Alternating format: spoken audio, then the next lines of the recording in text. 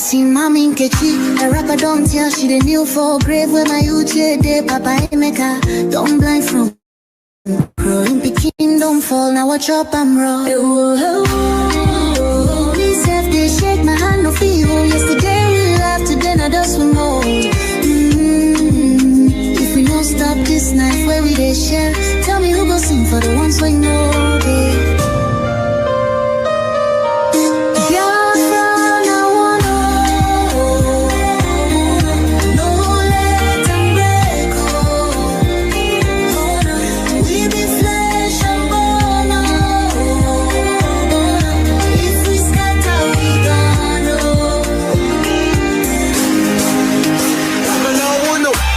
She need the voice from under the soil. Brother, no let my blood turn to oil. Little Ada they ask where my papa go. Her small hand they shake, she knows I be this woe. I beg my people see this fire we burn. Now our house they blaze, now our future they turn. We go tell their ghosts we no go fail you. If we hold this love, that death go burn you. No, make we try yo. Back up in the day. I beg my people see this fire we burn. Now our house they blaze, now our future they turn. We go tell their ghosts.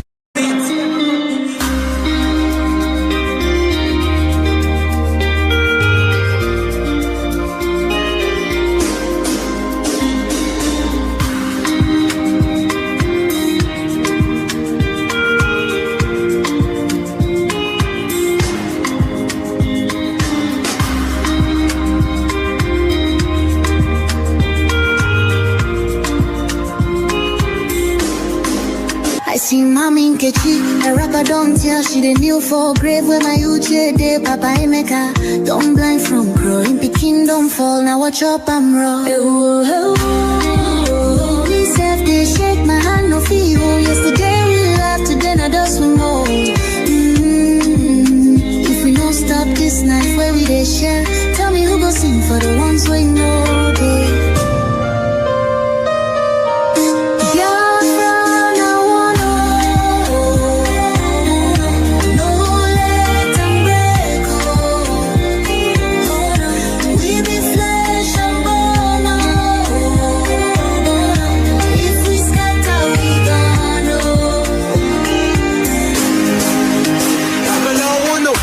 She need the voice from under the soil.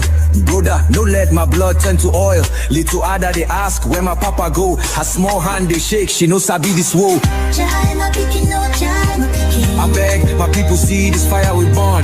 Now our house they blaze, now our future they turn. We go tell their ghosts we no go fail you. If we hold this love, that death go burn you. No, make we try yo. Back up in the day. I beg my people see this fire we burn. Now our house they blaze, now our future they turn. We go tell their ghosts we no go fail you. If we hold this love, that death go burn you. Oh, make we try yo. Back up joints with the trembling. Oh, hey. If we no join now, our children go so.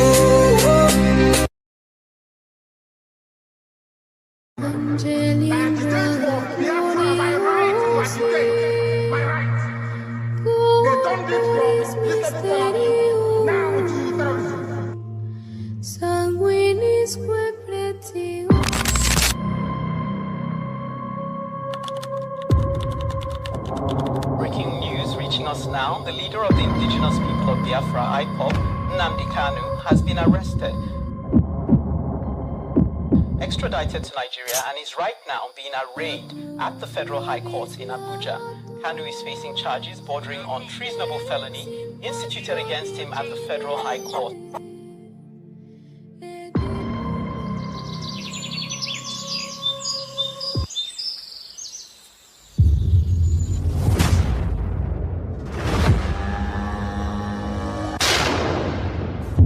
It was an unjust war.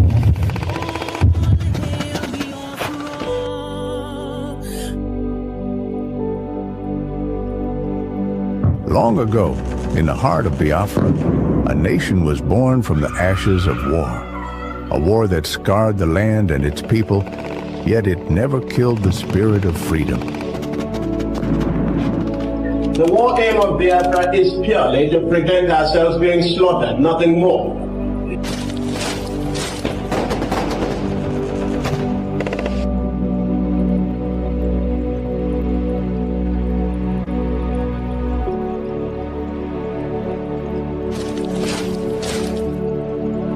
It was in this land, scarred by conflict, that Nnamdi Kanu was born, a son destined to revive the dream of independence for Biafra.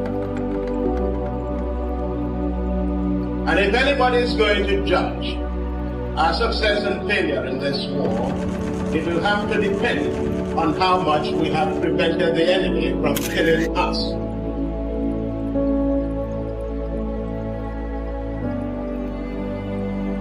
Raised with the echoes of his ancestors' struggles, Kanu understood that the wounds of war ran deep in the hearts of his people.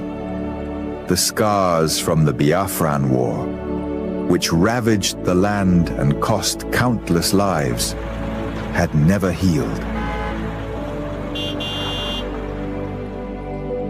The dream of an independent Biafra, broken but not forgotten, lived on in the hearts of those who survived. It was these voices, these memories, that called him to action.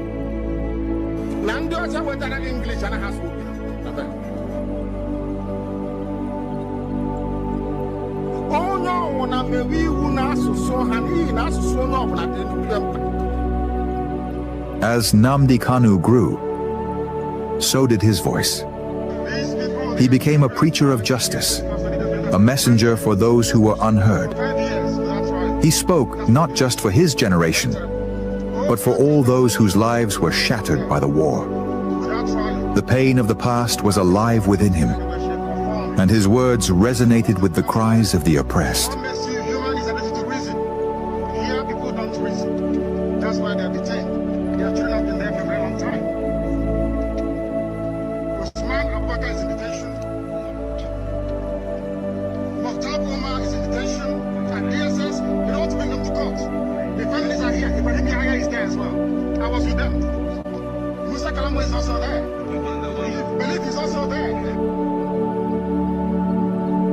But as Kanu's message spread, so did the fear of the establishment.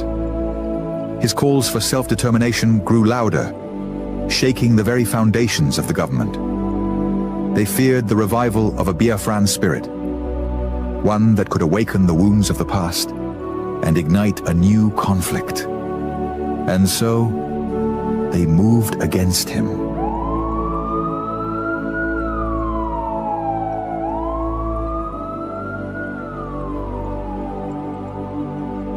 Nnamdi Kanu was arrested, his body captured, but his spirit unbroken. The authorities believed that imprisoning him would extinguish the fire he had started. But they failed to understand the depths of his cause. The pain of the war, the bloodshed of the past, was not something easily forgotten. It was a flame that could never be fully extinguished. His arrest became a symbol of the struggle that began in the blood-soaked fields of the Biafran War. The demand for freedom was still alive.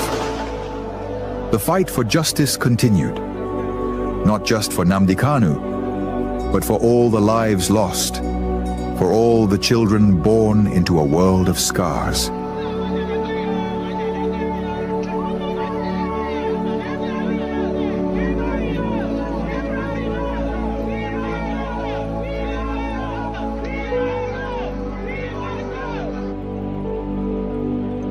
The fight for Biafra is not just his fight. It is the fight of all those who have ever dreamed of a free land. And though the past may haunt the present, the future is still unwritten. As long as the story of Nnamdi Kanu is told, as long as the voices of his people rise, the dream of Biafra lives on.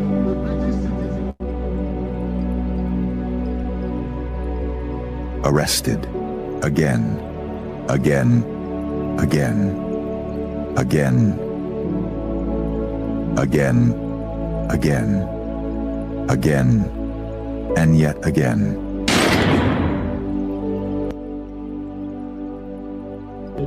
I agitate for Biafra. I agitate for Biafra, my right to agitate, my right. They turned it from treasonable felony now to terrorism.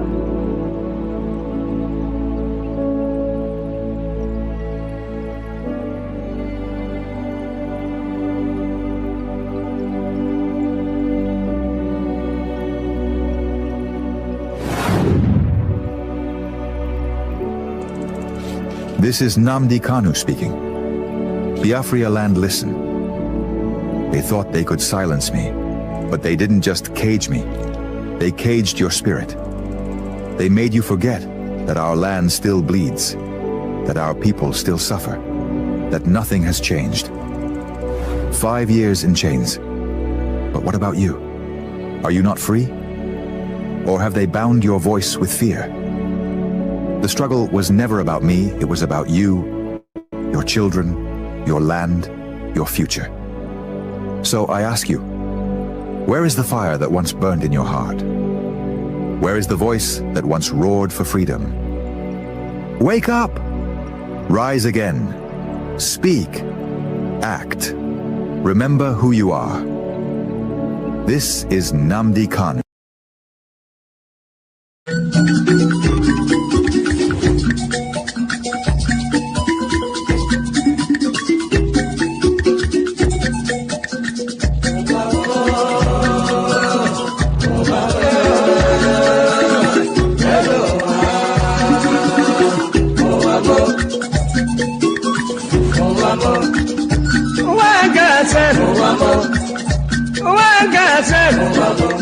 This is my wicked word.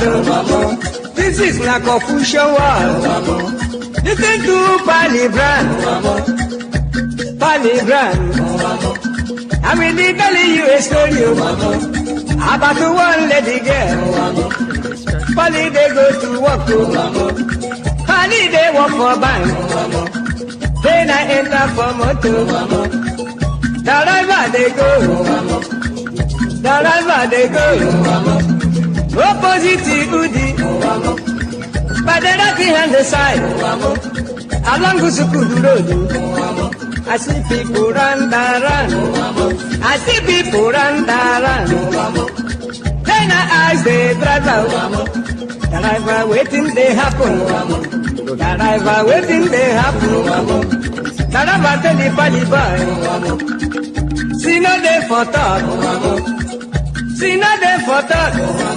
If better you take your eye and see. Then I call the driver. The driver waiting. The driver waiting.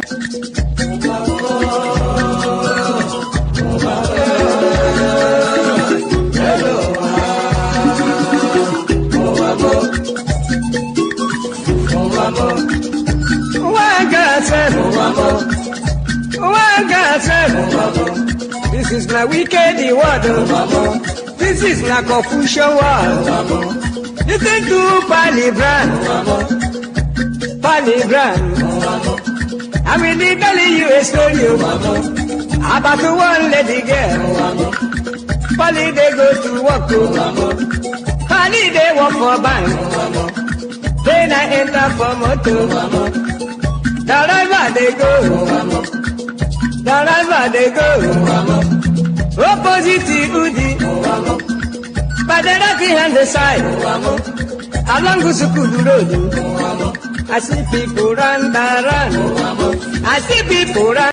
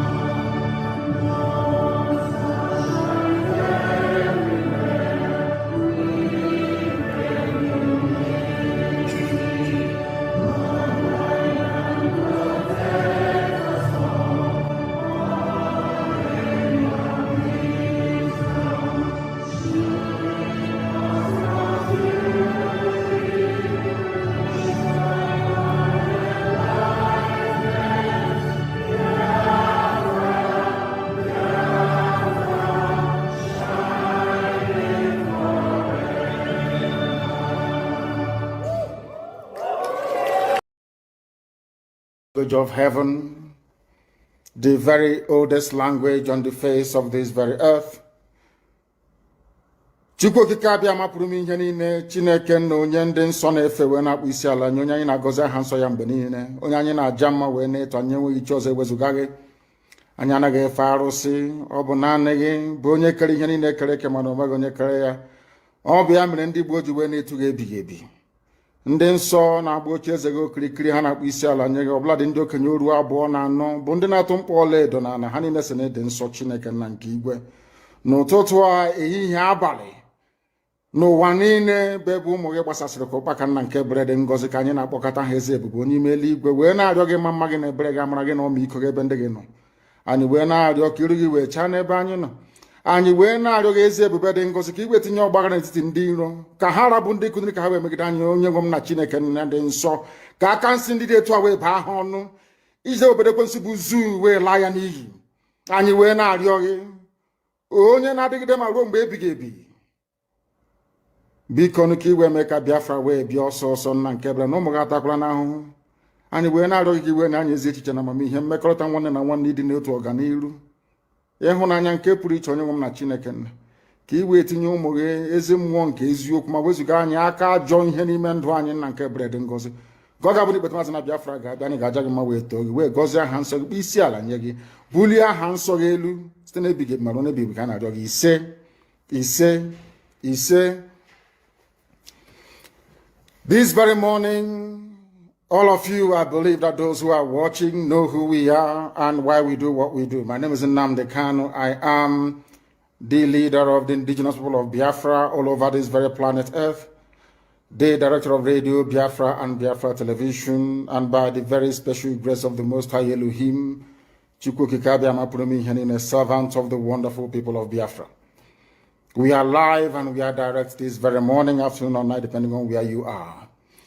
And we start this very day by making it abundantly clear that the greatest enemy of a black man is the way that we reason. If not that the way we reason is very, very abhorrent, there is no need or reason why we should be suffering and complaining every blessed day without the courage to do something about it. Occurred to you people in your infinite stupidity. It has never occurred to you. You have never asked yourself, why is it that these people burning down, destroying Plateau State, Benue State, they are now in Niger State, why can't the government condemn them? Why not? Answer that question. But they are busy talking about agitation. You want to divide. And I want to do something I asked the governors now. I want to ask the Fulani presidency of Nigeria. My dear Fulani Janjaweed, who brought insecurity into Nigeria? A simple question. Which people own the fourth most deadliest terror group in the world? Is it not your so-called headsman Miet Yala? Fulani, who started the bombing of churches in Nigeria? Is it not you people? You are now turning around with the help of the chameleonic Yoruba media to twist the narrative. The same thing I asked the Southeastern governors. Southeastern governors who brought Operation Python Dance. Before you brought it, did you hear of any violent agitation anywhere? Why people fail to ask these questions, I don't understand. You are in a country you claim is the most populous, the biggest. I'm asking you, why is it that the government do not want to condemn the terrorist activities of ISIS in West Africa? Some of you were there writing, our general chief of defense, what's his name again? Atahiru, that idiot.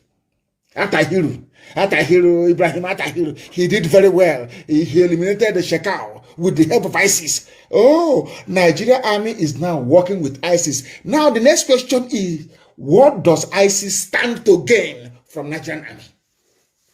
All of you Yoruba journalists, you're there writing junk every blessed day. You cannot reason. You can't reason.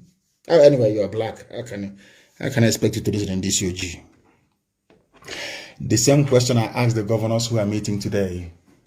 Umahi, Ugwani, Obiano, Ibazu, and that time it was Rocha, so Abogawasa, who brought insecurity into the East. Who brought the army to start killing innocent young people? Simple question. The same question goes to Yoruba journalists tonight, those evil people and Fulani Caliphate. Fulani, let me ask you, who brought insecurity into Nigeria? Fulani, who were the first people to bear arms openly in Nigeria as civilians? Is it not you people? Claiming you're Fulani cattle headsmen with AK-47? Please, somebody should go and get me that video I shot at Amansia very, very many years ago. I think it was 2014 or so. Go and get it and show them. You people were the first to carry AK-47. So Fulani can carry AK-47, but not Eastern Security Network. Protecting the people. I want we black people to engage our brain for once. I know we are idiotic, I know we are animalistic in our disposition, but I want us to reason for once in our lives. Reason, stupid black people, reason for once. Who brought insecurity into Nigeria? The same people that brought insecurity into Nigeria are today lecturing us about insecurity. Asorok, what has been happening in North over these years? Is there anybody left in Zamfara, in Yobe, in Borno? You abandoned all these hot spots of Fulani terrorism. You are interested in the East. He issued a stern warning. Let me tell you something, Fulani, you underestimate us. You don't know that we went to school. I didn't go to school in the zoo, you know. I went to UNN, I went to Nsukka. They were talking rubbish every blessed day, and I left the useless place. I went to London to study. You don't know we're educated. You have no bloody idea. Now, let me tell you something, Asorok. That thing you're looking for, you're going to get it. We are going to have another war. Another Nigeria-Biafra war is going to happen. In fact, it started already anyway. But let me tell you something that you don't understand. This war will escalate to the point whereby the world will want to see you. They want you to address the world as to what is happening. That day, that mask you're wearing, I'm talking to Yusuf Abubakar Mohammed from Niger Republic wearing Buhari mask. That mask you're wearing will melt on your face during the meeting. You own businesses everywhere in Nigeria. For that reason, you want everybody to die.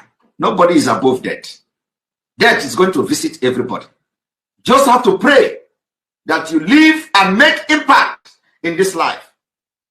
The impact that matters now, as far as Nigeria is concerned, is not the impact to make people millionaires. It is impact to make people to be alive. It is impact to make people to feel secure. It is impact to make people feel they are free. That is the biggest impact you can make.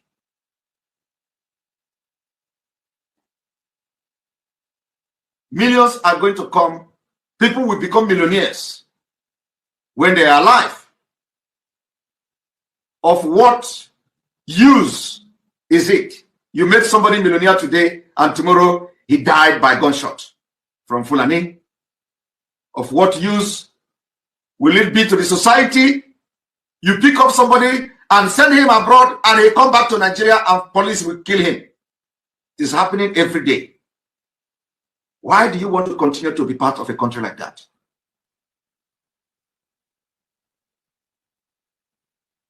Why? We all have seen millionaires. There is no amount of money you have today that people...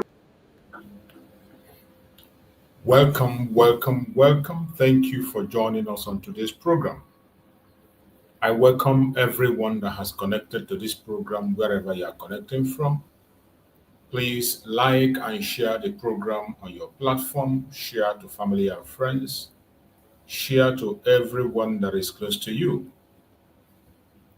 Wherever you are joining us from at this particular point in time, I wish you a very happy weekend. It is another weekend that we have come to see. Wherever you are, whatever you are doing, please, the program we are hosting is for everybody. Make sure you invite at least one person. As you join us, either you are watching us on TikTok or you're watching on YouTube. Wherever you are connecting to us, I urge you in the name of Chukwu,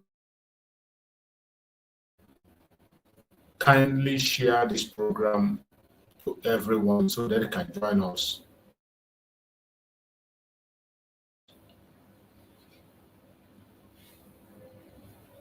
Remember, in this platform, we do not come here to instigate violence. We do not come to this platform to preach hate. We do not instigate violence. We do not attack any race or religion. We do not attack any persons or groups.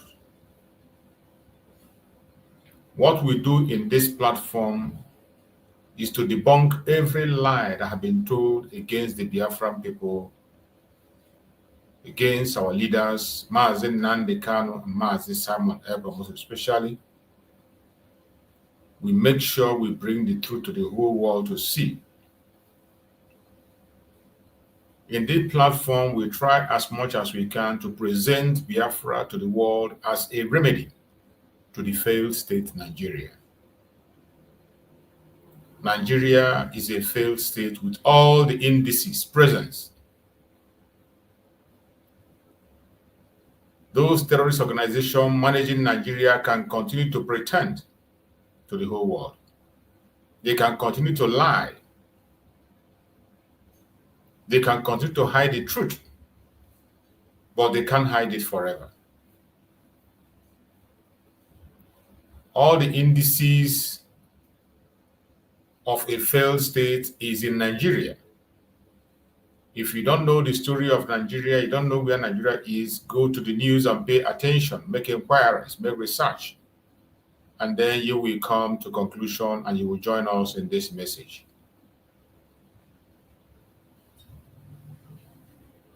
Our quest for Biafra is a quest to save life. That is why we are asking for Biafra. Remember the definition that our eternal leader, Dim Odumegwu, gave to Biafra. He said Biafra is a place where the people that are oppressed run to for safety. That is the only alternative that is there today, only remedy for the failed state Nigeria, to save life. Once Biafra is recognized and secured, every indigenous person in Nigeria will be secured and safe. The Ududuwa people will be safe, the Arewa people will be safe, and the Middle Belters will be safe. It is very important that this destructive diversity that is creating terrorism in Nigeria is removed. Anyone that cares about humanity, you care about lives that are being lost in Nigeria every single day, even as you are watching me, lives are going. The life of innocent people that has committed no crime. The only crime they committed was that they found themselves in a contraption called Nigeria that was put in place by the British. A time bomb that was built by British that has continued to explode and take innocent life. Yet, the British continue to hold on to this time bomb, continue to ignite it at any time, continue to equip it and plant more miles around it to make sure that they protect that very time bomb that they put in place. Every single day, people are losing their life in Nigeria. The number of life you lose in Nigeria cannot be compared to the number of life you lost in Palestinian, the number of lives lost in Ukraine and other war zones. Put together, you can't compare it to what is happening in Nigeria. We have been calling on this and speaking about this a very long time, but certainly recently, the United Nations and the international community decided to choose a portion that favors them. They began to talk about the Christian genocide. The genocide in Nigeria is not just about Christian genocide, in as much as Christians are much more involved. And I can tell you and bet you that 90% of these Christians we are talking about are Biafrans. But because of economic interests, the world have refused to identify with that name Biafra. They have refused to recognize the genocide that is happening in Biafra land. They choose a title that will suit them and they call it Christian genocide.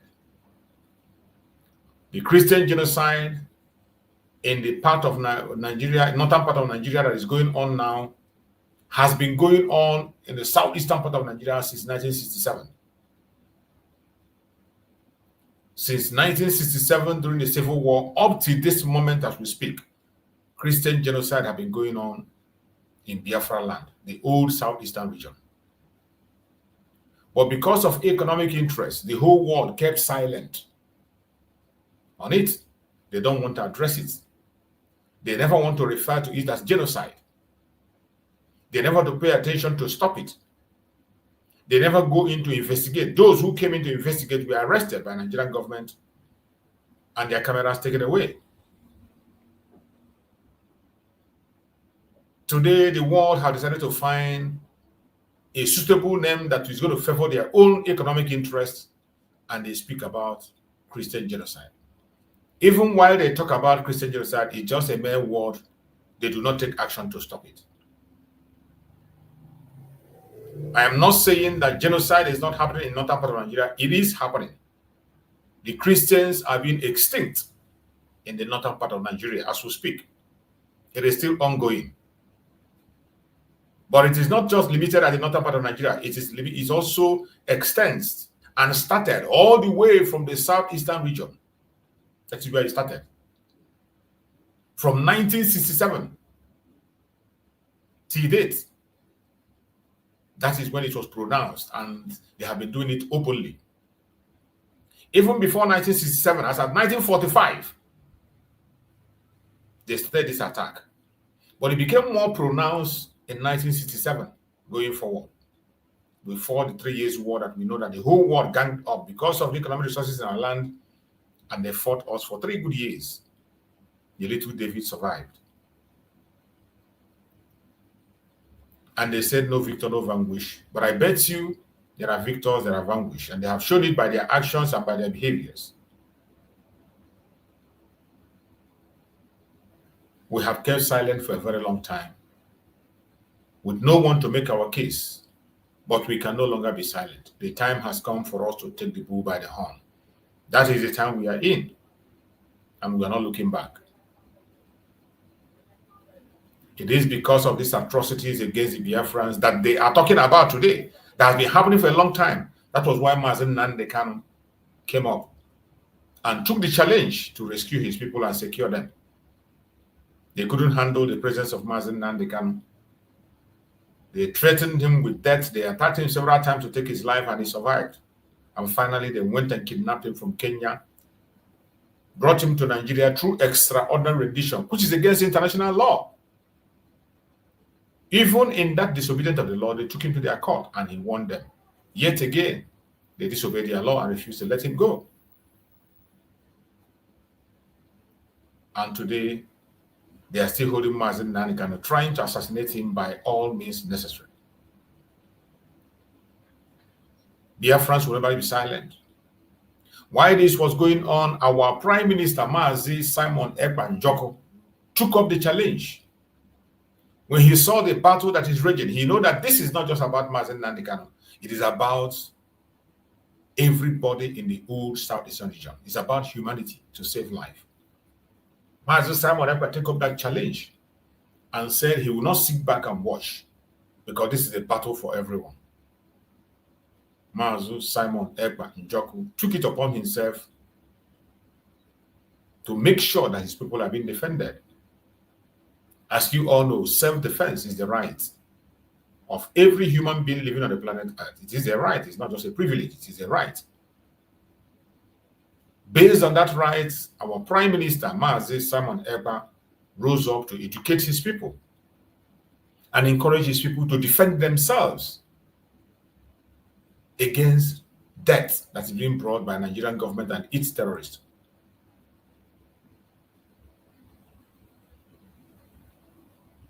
While Mazi Simon Ekpa was lawfully defending his own people, they went again through their international conspiracy and they kidnapped Mazi Simon Ekpa through their court. And today, Simon Ekpa was detained in Finland. The Finland authority, before the whole world, joined Nigeria to criminalize self-determination. You and I know that self-determination is a right, not a privilege. It is a right of every human being to decide how, where you are going to live and how you run your life. But before the whole world, self-determination was criminalized. You can imagine a country that is part of the European Union joined a terrorist country to criminalize self-determination. I've explained why we call Nigeria a terrorist country several times. It is not my own making. It is not for blackmail or for propaganda. It is a fact supported by a court in Canada that declared that every single leading political party in Nigeria are all terrorist organizations. The court went further to deny every of the official asylum in Canada. So when we say Nigeria is a terrorist government country, it is not a mere hearsay. It is not a propaganda. A court in a civilized world, a high court in a civilized world have said it, that the ruling parties in Nigeria are terrorist organizations. What does that make Nigeria? When the people running the affairs of Nigeria daily are terrorists, what does that make that country? Automatically, it becomes a terrorist country. That's what it is. So when we say Nigeria is a terrorist country, don't get it mixed up. Don't think we are pushing a propaganda. It is a fact. The only thing that will convince you is to go home and do your homework. I'm talking to those who are not aware, those who are from other countries, those who are from other parts of the world, those who have not been paying attention to news. Go and check it up. A Canadian court confirmed this, that ruling parties in Nigeria are terrorist organizations. And automatically that makes Nigeria a terrorist country. So when we say it with facts, unapologetically. And that is why Biafra will never be part of that terrorist organization. We will never be part of it. Even before this time, we have known that Nigeria is a terrorist country. But the world kept silent and continued to pretend because of their own interests. Because as you all know, in international politics, it's about interest. International politics of the world is just about interest. It doesn't matter what you feel. It doesn't matter what happens to you. It doesn't matter if you live or you die. As long as the interest of the West is protected, they don't care about you. And that is a fact. The West do not care about anybody, except when their own interest is affected. They only remember human rights when their interest is affected. They only confirm genocide when their interest is affected. Apart from that, they don't care. They don't care. Injustice against you as a Biafran does not amount to injustice where they are.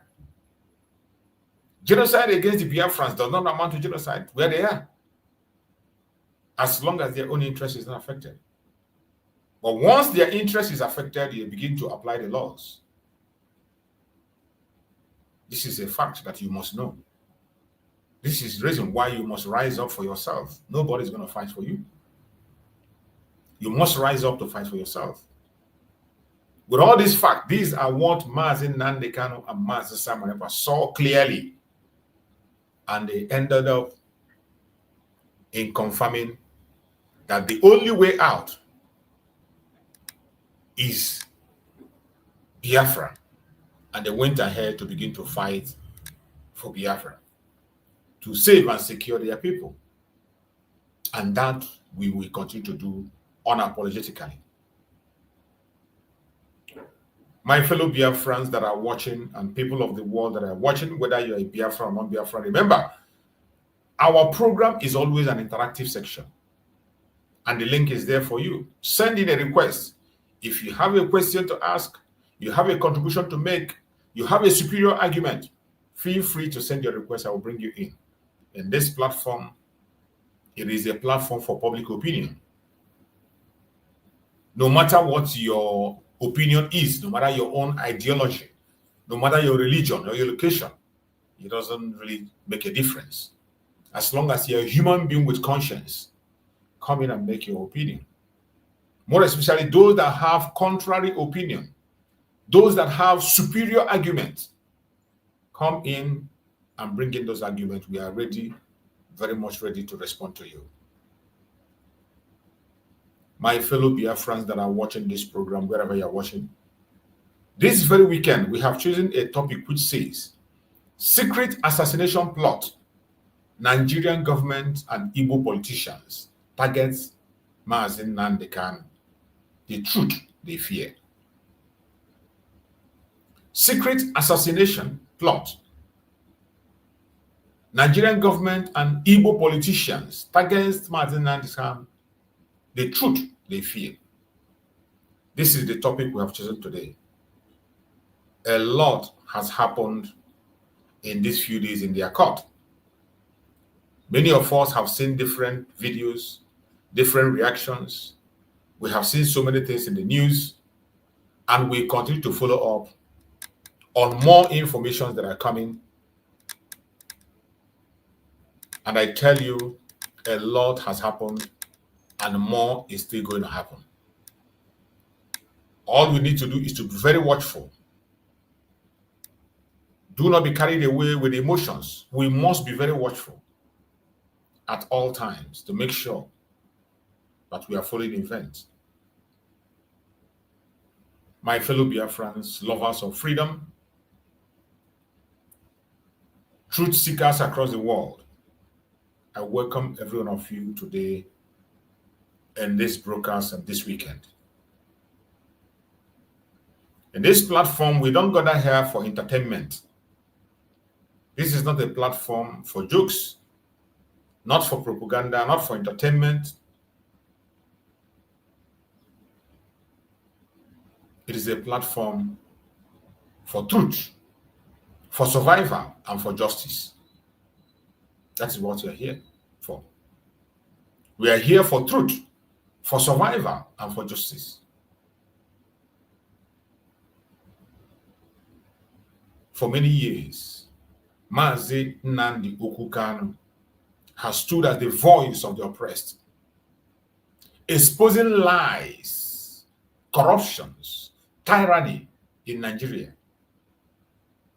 You saw the video I played in the introduction. You saw what Mazi Nnamdi Kanu was exposing there.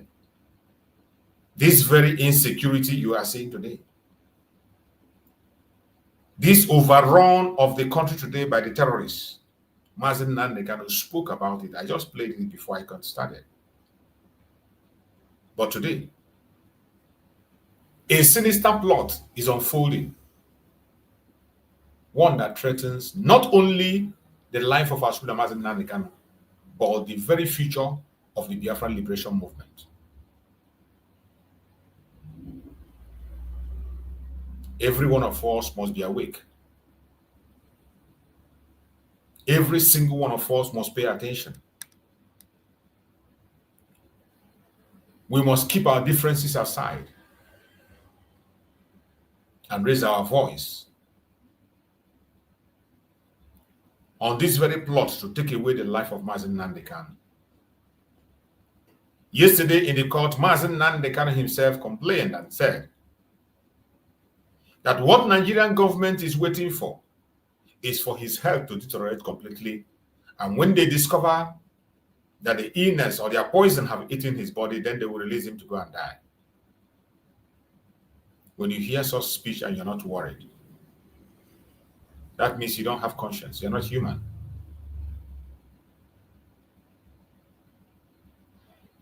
This plot to take away the life of Mazi Nnamdi Kanu is not a rumor.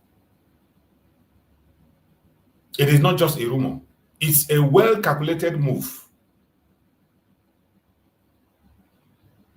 Sources within security and political circles have whispered about a high-level plan to silence Mazi Nnamdi Kanu permanently. It is not a rumor. And if nothing is done, it's going to be bad.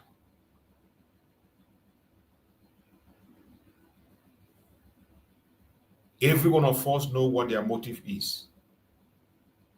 You and I know that they are seeing Mazi Nnamdi Kanu as a threat.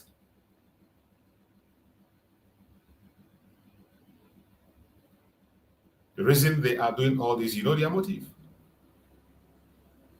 They strongly believe that Mazi Nnamdi Kanu knows too much about the inner working of the Nigerian state. They believe that Mazi Nnamdi Kanu knows too much about the inner working of Nigerian state. And because of that, they want to make sure they eliminate him. Mazi Nnamdi Kanu has exposed the political corruption, the false narrative, and the forces funding insecurity in the East. They are not happy with that. And this is one of the reasons why Mazi Nnamdi Kanu took charge of his own case, because there were certain sensitive information that the lawyers do not have the courage to speak about. There have been many issues that Mazi Nnamdi Kanu had directed his lawyers to talk about that they are afraid to mention. More especially the senior advocates that he took into his counsel. Many of them, they are very scared of mentioning names. And Mazi Nnamdi Kanu took up that challenge to take the war to them in their own courtroom. He has exposed the political corruption, the false narrative, and the forces funding insecurity in the East. And above all, he has awakened a generation that refuses to bow to oppression.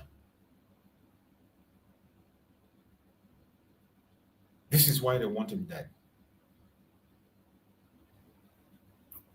Mazi Nnamdi Kanu have shaken the foundation of the Zoological Republic. This is why they are plotting to take him out by all means necessary. Are we going to be silenced and allow this to happen?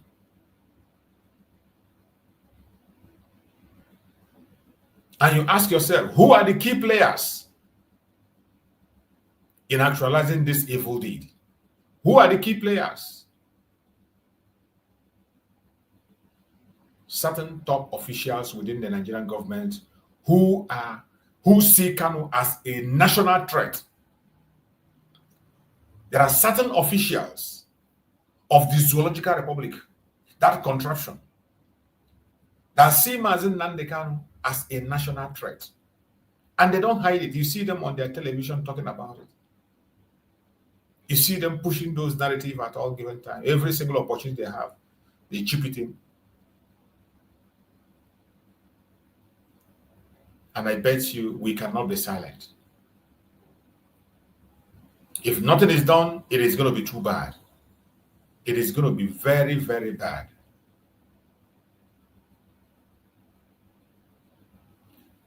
Some Igbo politicians acting as internal saboteurs are very, very active in this. Men who would rather sell out their own people for political crumbs. Igbo politicians, the worst of the worst. Today, the protest of Showore has exposed them. If you are still in guesswork, or you say you don't know them, you are lying to yourself. And you are part of the problem. Some Igbo politicians who are acting as internal saboteurs. They will come in the daytime and they will tell you they want Mazi Nnamdi Kanu out. They will go at night and plan how to make sure he remains in detention. They will try to infiltrate every organization that is there to support Mazi Nnamdi Kanu, including his legal counsel. They spend money to fund and introduce SAN, senior advocate, into legal counsel of Mazi Nnamdi Kanu to create confusion. They plant people everywhere to get information on what Mazi Nnamdi Kanu wants and what he did. Sabotaging everywhere, including sabotaging every single organization that stands for Biafra. All the freedom fighting groups. Men who rather sell out their people for political crumbs. What a shame. We also have collaborators embedded with system, feeding false intelligence to justify their evil plan. We have this kind of people. Collaborators embedded within the system. So many of them. We have them in their media. You have them in their forces. More especially in their media, feeding false intelligence to justify their evil plan. Every day you come to their media, you see them changing narrative. Just like in the case of Sowore. All they were saying that a court order was to disobey. Court order. But in the first instance, there was no court order. Even though Sowore himself, who is a pressman, told them earlier before time, this court order they brought was not served. The law says you must serve the person within the range of time that the court order was issued. And as soon as you did not serve the court order, it becomes null and void. That court order was not served to Sowore, neither was it served to Maxwell. But yet, the media, Nigerian media, refused to talk about that entirely. The only thing you hear in Nigerian media was that the court order was obeyed. An illegal court order. An illegal court order. Even though it was illegal, yet it wasn't even served to anybody. It was not served to Sowore, not served to Maxwell. And the media kept quiet. Their fellow colleague is being abused and intimidated. As at yesterday, Sowore was released. Immediately was released. About 50 armed policemen with their tankers and their trucks stormed in and they attacked Sowore, beat him up, bundled him into their car, and beat up everybody, discredited the court. And go to their media and see how their media is talking about it. There's no outrage. I don't know what will happen in Nigeria before there will be outrage. I don't know. I don't know what will happen in Nigeria to spark a revolution that will end this madness. I don't know. Because everything that's supposed to cause a revolution to bring change has happened. There's nothing remaining. The things that happen in other countries that brought about revolution, they have all completed. Excess, more than what happened in other countries, happened in Nigeria. Yet, they go about their businesses. What happened to Sowore yesterday is enough to turn Nigeria upside down. What happened to Sowore yesterday is enough to end Nigeria. In connection with the situation of Mazi Nnamdi Kanu that we are seeing, the abuse of the law, which was the same thing Sowore was protesting against. The same abuse of the law that Sowore was protesting, the same justice Sowore was asking to yesterday, they meted injustice on him. That same injustice was displayed on him. You see why you don't know who he's going to be. When you see somebody call for a protest, you sit back simply because you are not directly affected. It is Mazi Nnamdi Kanu, an Igbo man, not a Yoruba or Hausa or Middle Beta. You will not appear, you will participate. It is not you. It's none of your business. Just like some idiots were saying that they have to go about their daily normal businesses. What is daily normal business in Nigeria? There is nothing like daily normal business in Nigeria. The normal life in Nigeria is kidnapping, terrorism, fraud, abuse of the police. That is normal day life. And somebody will come and say, allow us to go continue our daily life, our normal daily life. And I ask, what is the normal daily life in Nigeria? That is the question. When somebody will come and say, allow us to continue our normal daily life, you ask, what is the normal daily life in the Zoological Republic? The normal daily life in Nigeria. I am not making it up. You can interview people, you can follow the news and see what is happening. The normal daily life is kidnapping, abuse by police force, starvation, bad economy. That's the normal daily life. Up NEPA. That's the normal daily life. But some people have accepted it as normal.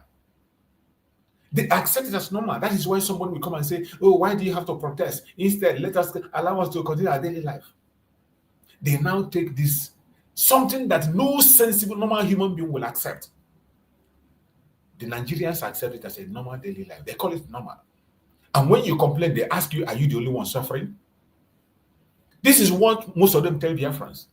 When Biafrans protest on behalf of every individual, they say, are you people the only one? Why is it that it's this Biafra people making noise? Every time it's Biafra. Every time Biafra, Biafra, Biafra, Biafra. Why is it that they wouldn't talk and they wouldn't give you the peace or chance to talk?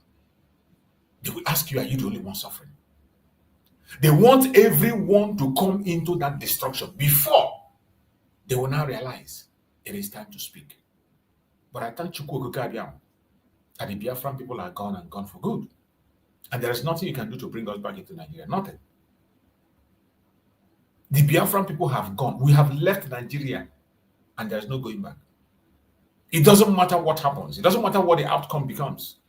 It doesn't matter what the trials and temptation will be in the future. No. We are not going back. We are not going back. Our leader, Mazi Nnamdi Kanu, made it clear. That is why today he put his life on line. He said, he is going to do, even if he's going to die, he will continue to chase Biafra. And he will speak and reveal those words they don't want to hear, those things they don't want to say. Mazi Nnamdi Kanu is ready to say it. That is why he has taken the challenge to defend himself. There are many informations that he wants to push out that his lawyers cannot be able to speak about. We know that these lawyers are Nigerian lawyers. They're in Nigeria. We understand their fears. We know they have limit to what they can say. But Mazi Nnamdi Kanu is a Biafran, a fearless man. Even in the territory of the enemy, he made it clear that we are fearless in the presence of our enemies. And today, he has taken that challenge, calling names one after the other to come and defend themselves. I saw a response from the idiot called, what is it called? The one in Abuja, Wike. A clueless man. You saw him shouting like somebody that is choking, talking like somebody who is choking, saying that he's going to come. I hope he comes. He said he's going to come to the court if the court subpoena him. Then let's see what the court is going to do, because Mazi Nnamdi Kanu have stated 20-something people he mentioned that are going to be there to testify in defense. And we expect the court to try this case. It's an international case. It's a matter of life and death. So every idiot mentioned must come and defend him or herself. Let's see who is terrorizing who. Who is the real terrorist? We will find out in court. Mazi Nnamdi Kanu is coming to court again on Monday. By Monday, we will find out who is the real terrorist. The same people who failed to break Biafra spirit with bullets and prison bars now sought to assassinate Mazi Nnamdi Kanu. The same people who failed to break Biafran spirit with bullets and prison bars now resort to assassination. They have tried everything they can to break Mazi Nnamdi Kanu's spirit. They failed. They have tried everything they can to stop us from speaking up. They failed. Now they resort to assassination of Mazi Nnamdi Kanu. And Mazi Nnamdi Kanu has spoken out. They poisoned him and they are waiting for their poison to take effect before they will release him to go and die. And Mazi Nnamdi Kanu have vowed to expose every single one of them that is involved to the world.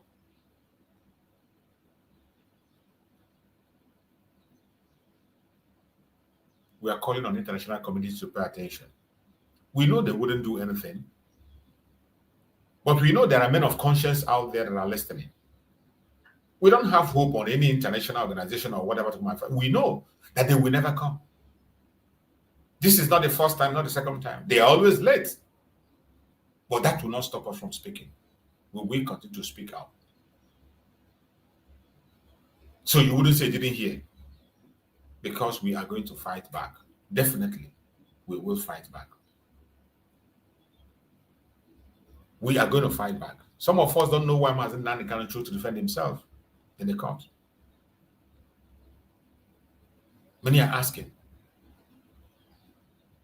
why did Mazi Nnamdi Kanu choose to represent himself in court? That is the question many people are asking yesterday, even up to today. Excuse me. Sorry. They're asking, why did Mazi Nnamdi Kanu choose to defend himself? That is, even the people who were in the court, including the representative of Mazi Nnamdi Kanu, say he was surprised. And that question is going anywhere. The answer is simple but powerful. The answer is simple but very powerful. Mazi Nnamdi Kanu no longer trusts the system designed to destroy him. Mazi Nnamdi Kanu does not trust the system designed to destroy him. Some of you don't know how far the zoo can go. But those of us who are sincere and watching closely, you will know that the zoo can go to any length. These are the people that have infiltrated all Biafran organizations. They have agents in all Biafra organizations. If they can be able to plant agents in all Biafra organizations, how much more in the legal council of Mazi Nnamdi Kanu? Our Supreme Mazi Nnamdi Kanu is not just a leader, he is also spiritual. Very, very intelligent. He knows danger when he sees one. And every time you see Mazi Nnamdi Kanu disorganize his legal team, take them aside, he has a reason for doing that. Before the removal of these people, now I have spoken about the lead counsel of Mazi Nnamdi Kanu, the senior advocate they brought. If you remember, I played also the video of Uwazirike, where Uwazirike was laying concern on the senior advocate and their procedures they are taking.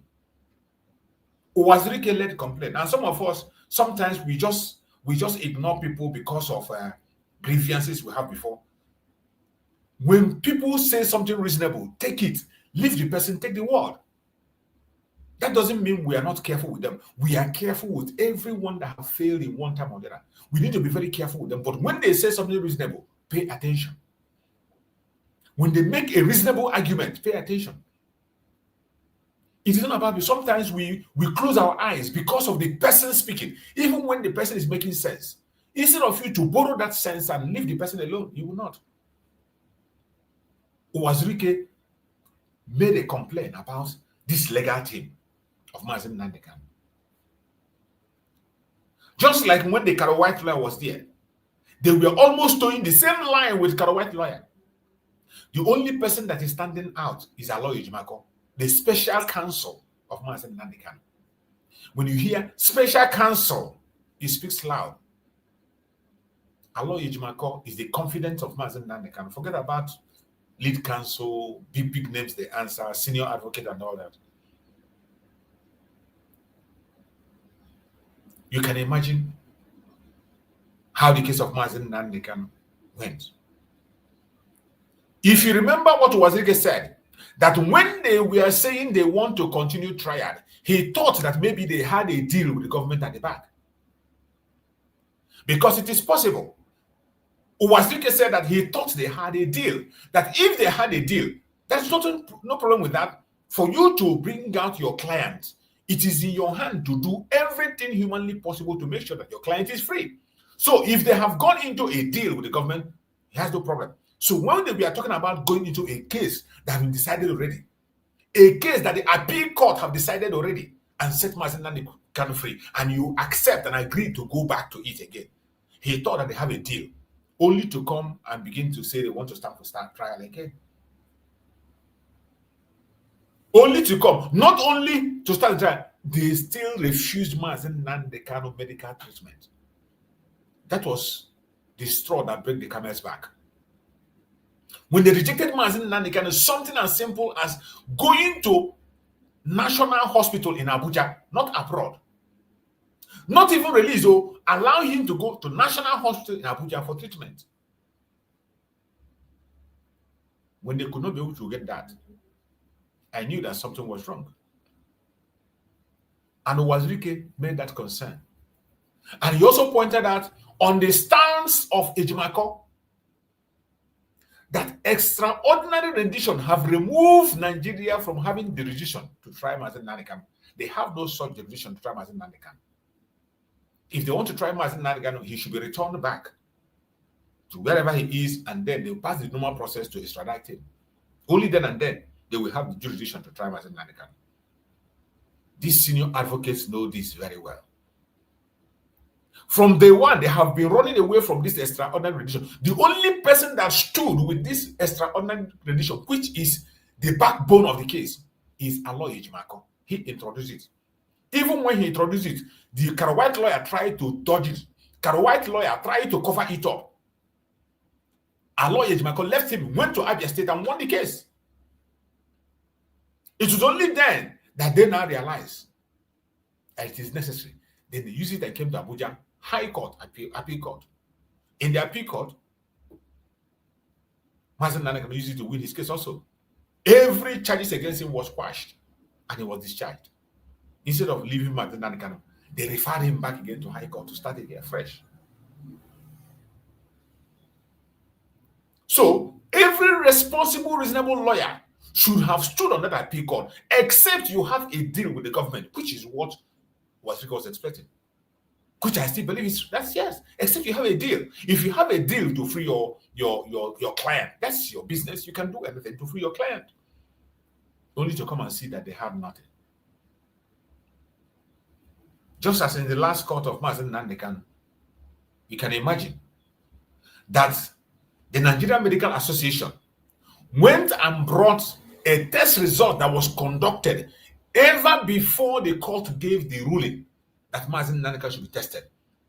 They went and brought a test result was done before then, and they submitted to the court. And this senior advocate, about 3 or 4 of them were there. They could not challenge that. They could not speak about that. They allowed that very test results to scale through. And the judge held on it and said he's going to be holding on it. When Mazi Nnamdi Kanu came to court now, take up his case and to speak on that, he first of all spoke on the extraordinary rendition that the court has no jurisdiction to try them. They denied and said they have jurisdiction by force. They are the government. Then he told them about the medical issue, and they said, well, they have already accepted it. Why didn't the lawyers make the case initially? Why didn't the lawyers speak about it?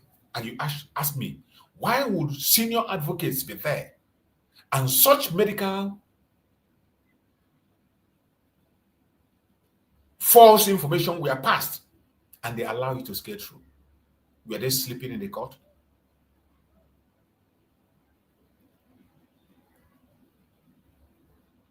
Now you understand the answer to why Mazi Nnamdi Kanu chose to represent himself in court.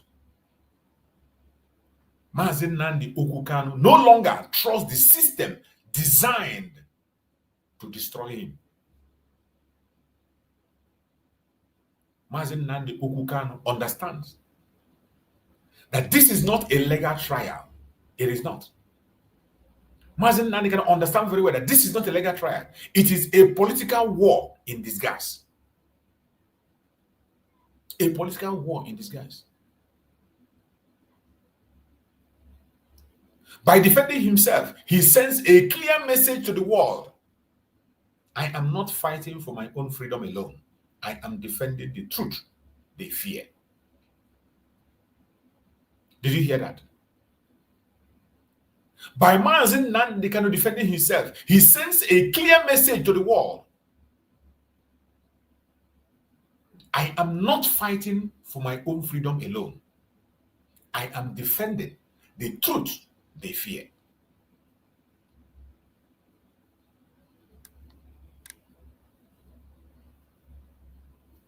Nnamdi Kanu knows that when the judiciary becomes a tool of oppression, trust itself becomes the only defense.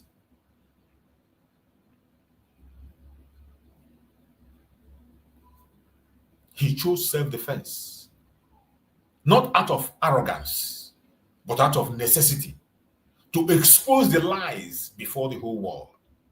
Do you now understand? You know, when you go to their conventional media, they interpret this word wrongly. They say, oh, it's because he's an arrogant person. Hell, because he's too arrogant. That is why he wants to defend himself. He wants to show he knows too much. That is what they go to their media. The impression they create when they talk about Mazi Nnamdi defend himself, they attach it to arrogance. They attach it to pride. But that is a lie. Mazi Nnamdi Kanu chose to defend himself.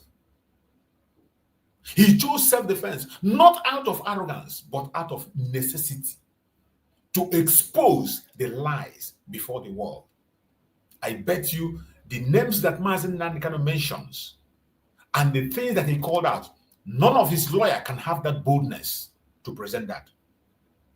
None of them will have that boldness to present. And I know they are Nigerian lawyers, they are Nigerian senior advocates, they are Nigerian. None of them have the nerves to fight this case the way it should be. They dare not mention the names that Mazi Nnamdi Kanu mentioned. They dare not. Now you understand why Mazi Nnamdi Kanu chose to defend himself. It is out of necessity to expose lies before the whole world. And we are calling on the international communities to pay attention. Pay attention wherever you are. Pay attention. The battle has just begun. Pay attention. No amount of propaganda or blackmail can take us back to where we are coming from. No, never. Never. Our pursuit for freedom cannot be stopped through fear. You cannot frighten us. You cannot create fear in us to make us stop speaking the truth. No. That is why when I see certain people exercising fear, you will not do this because of that, you will not do this because of that, I laugh. That shows unseriousness. When you begin to refuse to do what you're supposed to do out of fear, it shows unseriousness. You're not ready to be free. Freedom is not served in a platter of gold. Freedom, before you can get it, you need to fight for it. You fight, you should be ready to put your life on the line if you need freedom. Sometimes freedom will be at the expense of your life. If you really want to be free, more especially you want to be free from a black man, you need to be ready to die. If you are scared of dying, you are not ready. You better walk away. You better step aside. If you're not ready to put your life, you better step aside. And our fathers showed us an example. Remember our fathers who were taken to the US for slavery. They were taken to US for slavery. When they went there, they arrived and they discovered that this is slavery. They said over their dead body, it is rather they die than to serve as slaves. They said it is better they die than to serve as slaves. And they held each other's hand and they walked into the sea and drowned themselves. Up to today, the evidence is there in the US. People go there to pay homage and pray for their souls. That is how important freedom is. to a Biafran, more especially the Igbo Biafrans. We are freeborn. We are not slave, and we can never be slave to anybody. We are not slaves, and we will not be slave to anybody.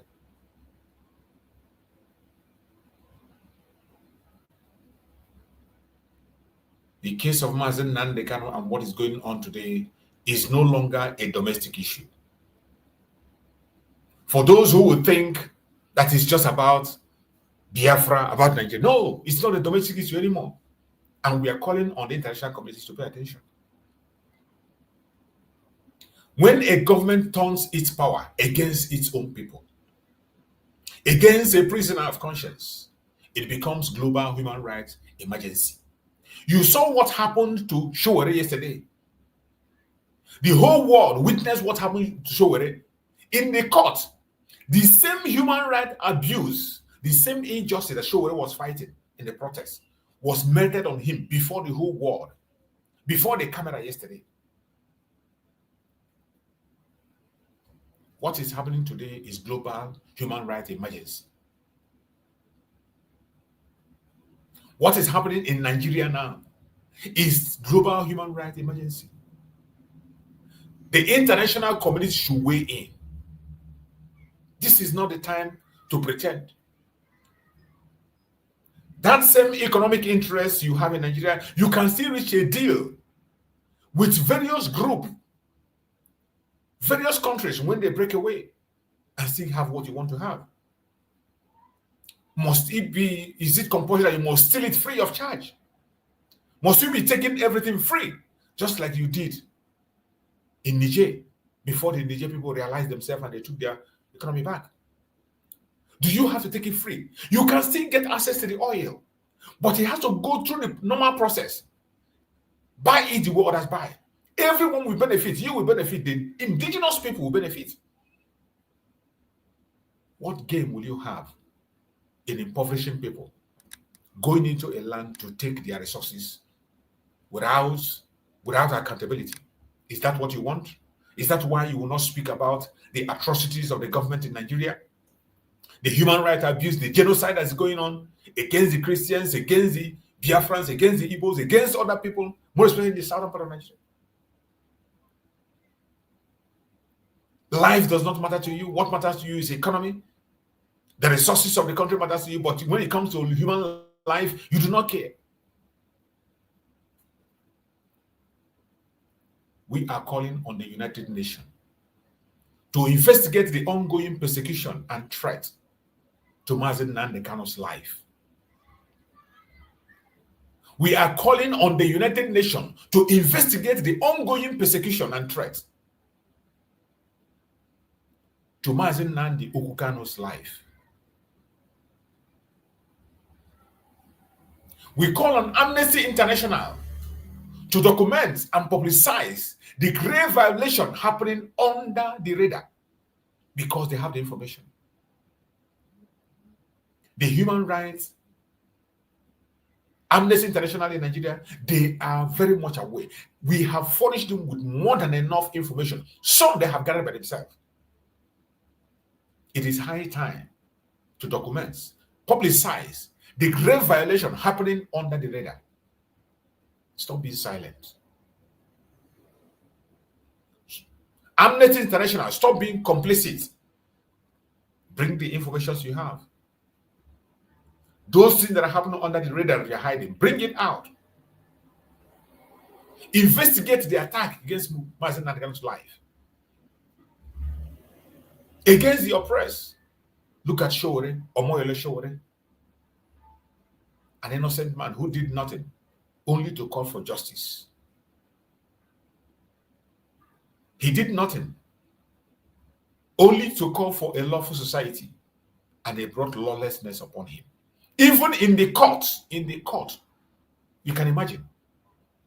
In the premises of the court, they came to premises of the court to bully Omoyele Showore, beat him up, throw him into the court with about 50 policemen. These people that had 50 policemen to come and pick only Showore. In that same Abuja, a home was attacked where A presenter of Arise was killed. The family was attacked. The compound was attacked. And they called police for hours. For hours. And police did not arrive. And that girl took the risk to save her life and died. These same people who claim they don't have enough police to police Abuja, the Federal Capital Territory, were able to raise 50 policemen to come and pick an innocent man that is unarmed. Show whether they didn't even have pencil with him. Every one of us see him. He is going around every time with his camera. He has nothing. But they came with their armor tank, with their well-armed armor tank, tear gas, and 50 policemen to pick only one man.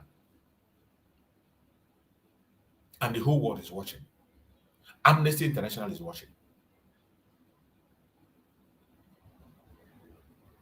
The crisis in Nigeria is no longer local. It's a global crisis. And we call on the international communities to pay attention. We call on the United States, the United Kingdom, even though they are the one that put this very evil in place. I know there are still people that has conscience in the United Kingdom. Even though United Kingdom is the one that planted this time bomb that is exploding on a daily basis, we know there are still men of conscience. So we call on them to stand up and call on their government to withdraw their support from the terrorist nation called Nigeria. We call them, call your government to withdraw their support to a terrorist country, Nigeria. If you do not, Mazi Nnamdi Kanu have already said a prayer that is working on your head now.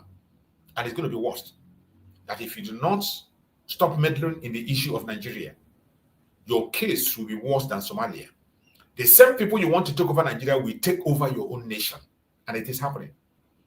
That was the prayer that Mazi Nnamdi Kanu made for you people. Broad daylight. And that prayer is coming to pass. You think it's a joke? Think again. There is no doubt there are good people in the United Kingdom. There are good people, there are men of conscience. They should rise up and speak. Tell their government to withdraw their support to the terrorist government called Nigeria. This is the time. The United States should rise up and take action, not only in words. Talking about the Christian genocide is not enough. Take action to stop it. Stop paying attention to the propaganda of Nigeria. Now you see them going everywhere to go and meet clergymen, that they're holding meeting. Only now they realize that there are Christians in Nigeria. They are gathering pastors, gathering bishops. And at the end of the day, it is about what they are to gain, their own personal interest. By the day they give them their Ghana must go, give them money, pay them, and they come out and tell you that everything is well. All is not well. Even as we speak, the terrorists are still overrunning cities. Kwara State is on fire as we speak. Kwara is boiling. Northern part of Nigeria, people are still dying every single day. The attack is going on. In Biafra land, the attack in Biafra land is being done by the government itself. The same thing the terrorists is doing in the north. In the southeast, it is the government that are doing it. The government soldiers are the one playing that role. The role of the terrorists, the government are the one playing that role in Biafra land. Because they know that they cannot be able to penetrate. They know they cannot be able to get in. So realizing that they can't be able to get in, they use their military to terrorize Biafrans, take innocent life. Even as we speak, many lives are going. The United States, the United Kingdom, the EU nations must pay attention, more especially to Finland. Finland is actively supporting a terrorist country. Finland is not supposed to be part of the EU. I don't know why European Union should allow Finland to be part of them. A country that is supporting a terrorist country. A country that criminalized self-determination. Went ahead exchange information with a terrorist country. And yet you are part of the European Union.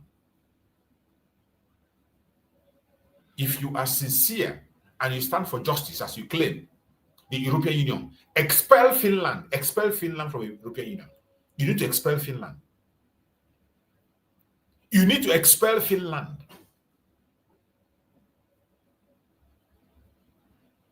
For criminalizing self-determination and actively exchanging serious information, delicate informations.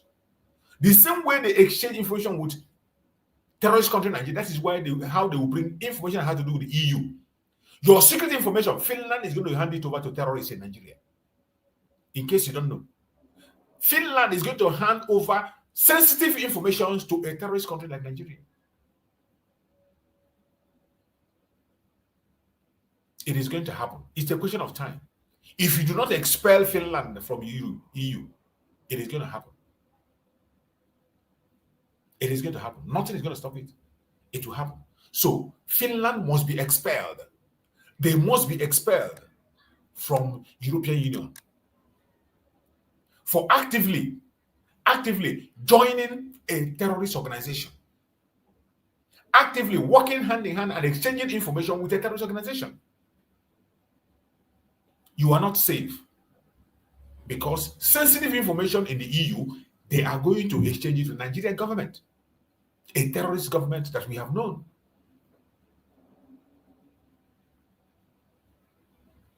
What is happening in Nigeria is of global concern. It is not local anymore. It is of global concern. So we are calling on United States, United Kingdom, EU to intervene diplomatically before this situation turns into another African tragedy.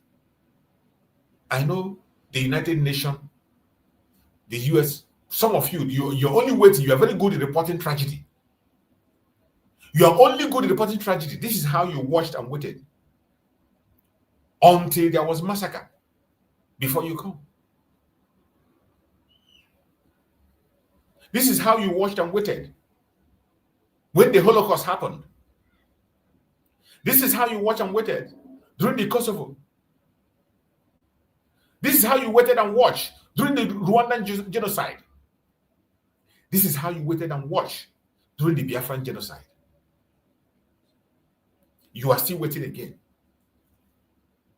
It is time for you to intervene diplomatically before this situation turns into another African tragedy. Another African tragedy is brewing, and yet you are silent. But if we are to be a discovery of mineral resources, every one of you will be scamping there. Every one of you will be running there to go and take your own national cake. If you were to be about resources, you will be, every one of you will be fighting to be the first to be there. Now there's a tragedy coming. And we are calling on you to do what you're supposed to do. Silence from the international community. We make them complicit in what may become another political assassination against Mazi Nnamdi Kanu. If the international community remains silent,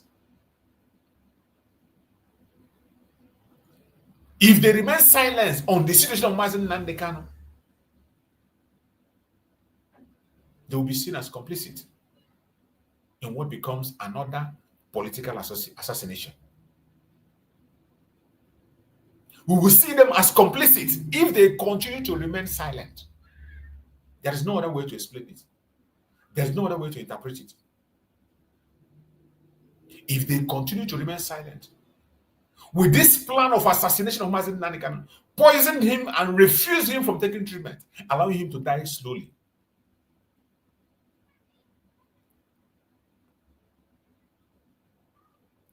We will now know that you are truly, truly complicit in what becomes another political assassination, as you have always done. We know brave men who have risen up in the past, how you assassinated them. Thomas Sankara was assassinated. Many good men in Africa were always assassinated by you. Today, Another good man is about to go down. But Chukwu Okike Abiyama will not allow it. And we Biafrans will resist it. Another good man is about to go down. And we will not allow it. At the same time, we will never forgive the politicians, the Igbo politicians, and their spirit of sabotage. We will not forgive them. The protest of our brother Mazi Showore, may Chukwu Okike Abiyama continue to guide and protect him. May Chukwu Okike Abiyama continue to bless him for the revelation he gave us. Showore did a great job.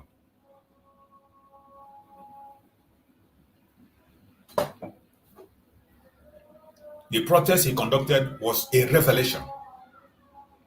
Igbo politicians and their spirit of sabotage was made very clear before the whole world. History repeats itself. Our greatest danger often comes not from outsider, but from within. The greatest danger is never coming from outside, but from within. Some Igbo politicians, afraid of losing their position and privileges, have become agents of oppressor. Many of them, we have seen them today. They are no longer hiding. They are no longer hiding.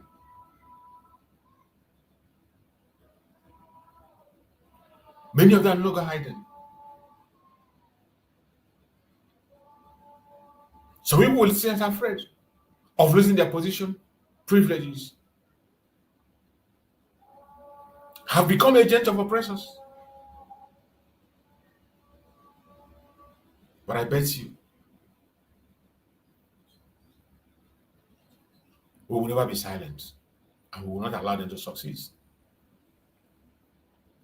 They mock Biafra publicly, while secretly negotiating survival for themselves. In public, see them in the media everywhere. They mock Biafra. But secretly, they are negotiating survival for themselves.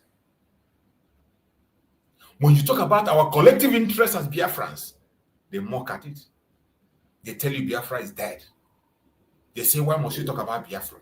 Talk about one Nigeria. But secretly, they are negotiating survival for themselves and their family individually. They sit in Abuja and Lagos, enjoying comfort, while their people suffer kidnapping, killings, and poverty. They don't care. They sit in Abuja and Lagos, enjoying comfort, while the businesses of their people are destroyed, while the lives of their people are taken, while kidnappers are running rampage in their land. The military is taking the life of their youths on a daily basis. Poverty is ravaging anywhere. They don't care. They don't care. But they forget one thing. The people are watching. And history never forgives betrayal. That is one thing they forget. The people are watching. We are all watching. Our children are watching. The younger ones are watching. And history never forgives betrayal. History never, ever forgives betrayal.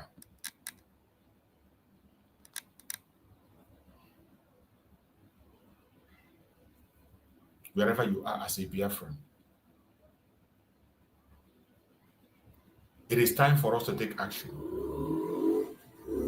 Those of us who are genuinely, the ordinary people, genuinely seeking for freedom to defend our lives and our properties and our homes, it is time for us to take action. This is the time for every Biafran, every freedom lover, every truth seeker to rise up in one voice. It is not time for division. We might have our differences. We might have our misunderstandings. We might have things that put us apart. But I bet you it is high time we put those things away. If we must survive. If we must survive, every truth seeker, to an extent, every indigenous person in Nigeria every indigenous person in Nigeria. It doesn't matter your religion. It doesn't matter your tribe. It doesn't matter your location. It doesn't matter what you believe, your own ideology, your own orientation. It doesn't matter. It is high time we rise up in one voice. Speak out on social media. Wherever you are, all your platforms, speak out. If you cannot speak, share the video. Some of you are here, you have not even given a thumbs up. Come on, thumbs up. To like the video, you will not like. You don't pay money. It is not free. It is not payable. It is free. For you to like the video and share it, it doesn't cost money. It is not a super chat. It will not take your data. Just like the video and share it. As simple as that. To spread the news information. You wouldn't do that. And yet, you complain. This is something as simple as sharing. It's not going to cost you money. It is free. It won't cost you anything. Either you are sitting in your house, you're not coming out to do anything. Just give a thumbs up and share. You wouldn't do that. To push these messages. If you cannot put your face on the line to speak, you don't have a platform to speak, at least share the people that are speaking. Share it on your X handle, share it on your Twitter, share it on your Facebook, share it on your WhatsApp group. Any group you belong, share it. Speak out on social media. Organize awareness campaign. Continue to create awareness. What we are doing here, you and I, we are creating awareness. Those who can organize this awareness campaign on the ground, do it. Do it to save life. To call the attention of the international community. Don't say they will not come. Don't say they will not hear. Continue to do it. There are still men of conscience out there. There are still men that have conscience in all parts of the world. You never can tell. It takes only one man to make this change. It takes only one man. Chukwu can use one man to press the button. You can imagine. Only a single statement made by P-Man. Every one of them took it in and is now talking about Christian genocide. By a statement of one man. The same way Chukwu was just one man, only one man in the house to raise that fire. And freedom will come. That is why it is important we continue to organize awareness campaign. Continue to speak out on your social media network. Continue to demand for international attention. Continue to demand for international intervention. Don't say they wouldn't come. Don't say it doesn't matter. It matters. Even if it is one person listening to you, continue to say it again and again. You never can tell. You never can tell who that one person is. You never can tell who will come across your video. You never can tell who will be the next person to watch you. And they will be touched with what we are going through. The case of Nigeria is a matter of life and death. We are not only complaining, we are providing solution. And the solution to the issue of Nigeria is disintegration. We are presenting Biafra as the only solution. Not out of envy, not out of jealousy, not out of wickedness, not out of pride, but to save life. Once Biafra is free, the Obdurwa will be free. The Middle Beltans will be free. The North will be free. They can still live as neighbors. They can still intermarry, do businesses together. But each one will protect their border respectfully. And when you do that, this destructive diversity that is lighting up this time bomb will quench naturally. The destructive diversity will die a natural death. That is all we're asking for. We have fought. We have tried so many things. We have done a lot of things. And yet,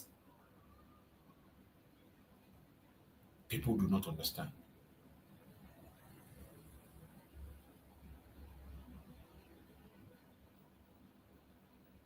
My fellow Biafrans,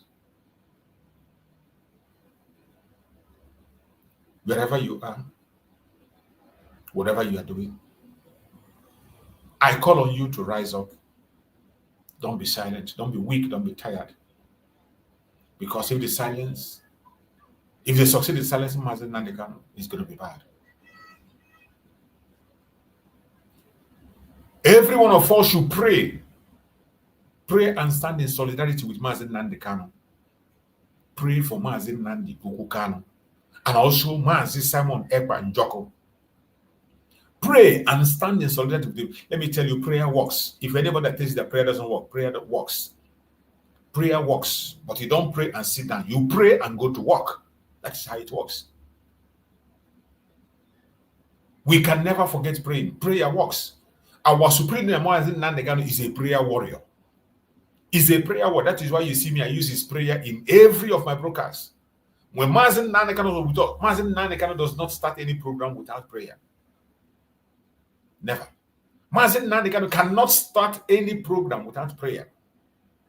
He's a prayer warrior. And he's being a prayer warrior does not make him lazy. He prays and he go to work. He prays and he go to work. So wherever you are, pray and stand in solidarity with Mazi Nnamdi Kanu.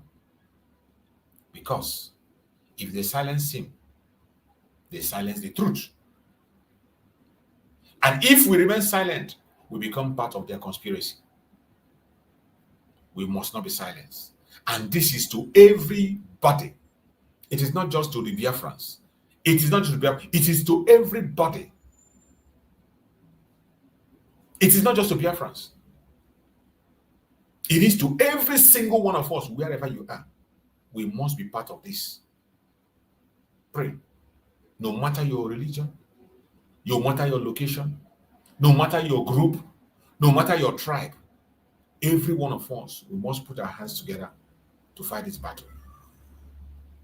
You know, Mazi Nnamdi Kanu have been shouting and talking, and some, they take it as noise making. When Mazi Nnamdi Kanu was warning about Fulani taking over Yoruba land, some thought it was, oh, he talks too much. Oh, he's just trying to be relevant. Oh, but today, that thing Mazi Nnamdi Kanu spoke about is happening before your own very eyes. The Fulanis are bent on taking over Kwara State. The Fulanis are preparing to take over Kwara State by fire, by force.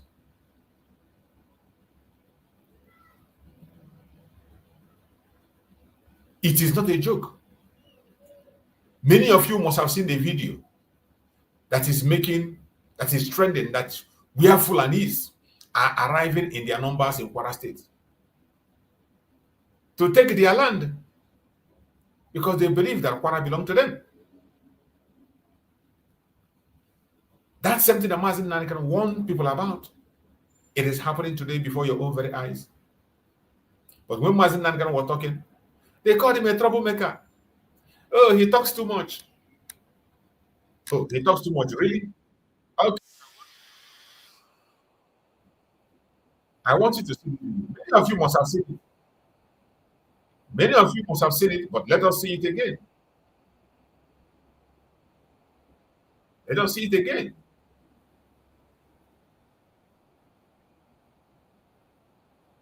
When we talk about these issues, some will think, oh, it is a propaganda. Oh, it's not going to happen. Oh, you're a warmonger. Oh, you are blowing it out of proportion. Look at it. What you are seeing here is the arrival of the terrorists in Kwara State. They say they are headers. Can you tell me how can people who call themselves headers be arriving in that place? None of them is carrying a cow. Headers that we know headers have cows. Look at a truck. A truck brought a truckload of terrorists to Kwara State. A truckload of terrorists to Kwara State. They are not coming there for business. They are not coming there for anything. Tell me, what are they coming to do in Kwara State? You see their motorbike everywhere. You see their motorbike? This is how they are moving them down. This is how they are moving. Look at them. Young boys, young able boys. Look at them.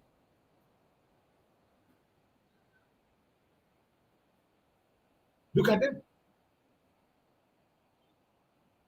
They bring them in and they dispatch them in Kwara State. You can imagine. They push them into the community.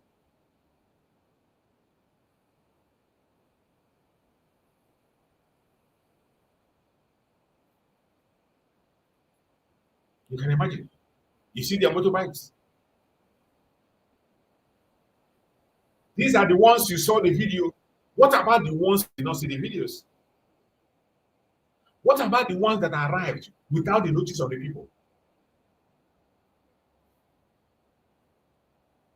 They use trucks and they are moving them down to the south. They started this operation, not today. They started this right from the time of NSAS. From the time of NSAS, you remember? Why people were locked down in their home? Dangote truck was busy transporting different kinds of terrorists into the south. This one is the recent one.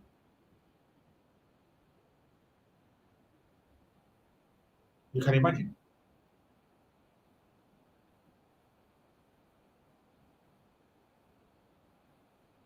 You can imagine.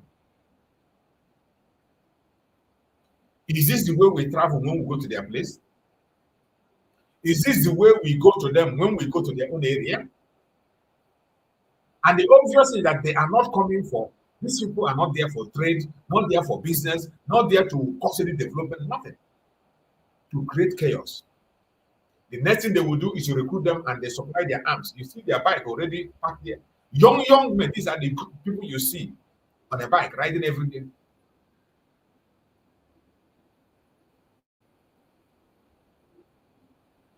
Mazi Nnamdi Kanu warned people about it, but they didn't listen. Some call him a warmonger. They call him a troublemaker. They called Mazi Nnamdi Kanu different kinds of things. This is happening in Kwara State. The same Kwara State where people are losing their life now as we speak. The same Kwara State that is under siege. That is where you saw that. The same Kwara State. The same Kwara State. That is where you see they are bringing their missionaries from all parts of the world, from all corners of the world. They are bringing their missionaries in Kwara State. And some of you think this is about the Biafran people. It is not just about us. I have said it time and time again that if there are people who can survive every condition and every situation, it is the Biafran people, because we have seen it all. If there are people who can face the challenges and survive it, it is the Biafran people. It is the Biafran people. We have seen it all. There's no kind of attack today that we have not seen. There is no attack they will bring today that will be more than what we have seen before. Is it the war? We have been fighting the war even before 1967. Until 1967, they made it open. We fought it and we fought it to the last.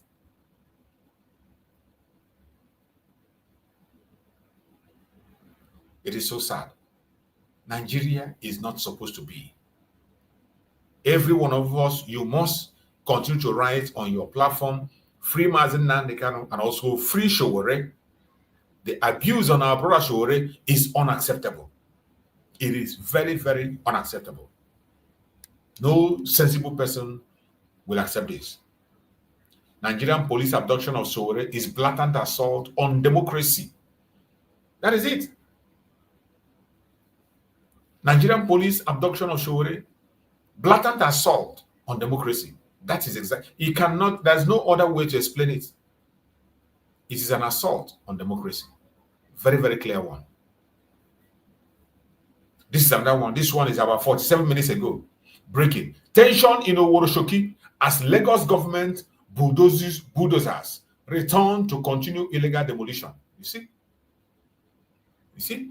In a time where people are facing very difficult time, the Lagos state government is still demolishing. See, tension in Oworoshoki as Lagos government bulldozers return to continue illegal demolition. Go and check illegal demolition. It's all about the Biafran people. That's the target. The target is Biafran people, nothing more. It's all about Biafran people. Let's see this one. You see?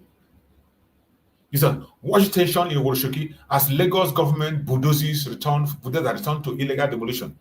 Yeah, that's the bulldozers. They've come to destroy houses. And you check there now, you listen, the names you see there, the people you see there are all Biafrans. Are all Biafrans. We are telling you to come back home. Come back home. Come back home. You wouldn't listen. And some people are still planning to invest there. Some people are still planning to invest there. Some people are still planning to invest there. It is sad. The tragedy in Nigeria has reached the extent that the world must pay attention.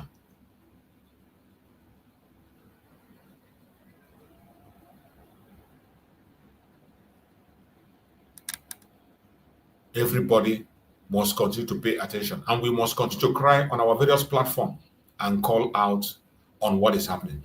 They say Nigerian Catholic priests now soft targets for kidnappers, seminarians. They come bribe on them. We're gonna come talk say no Christian genocide. Look at it.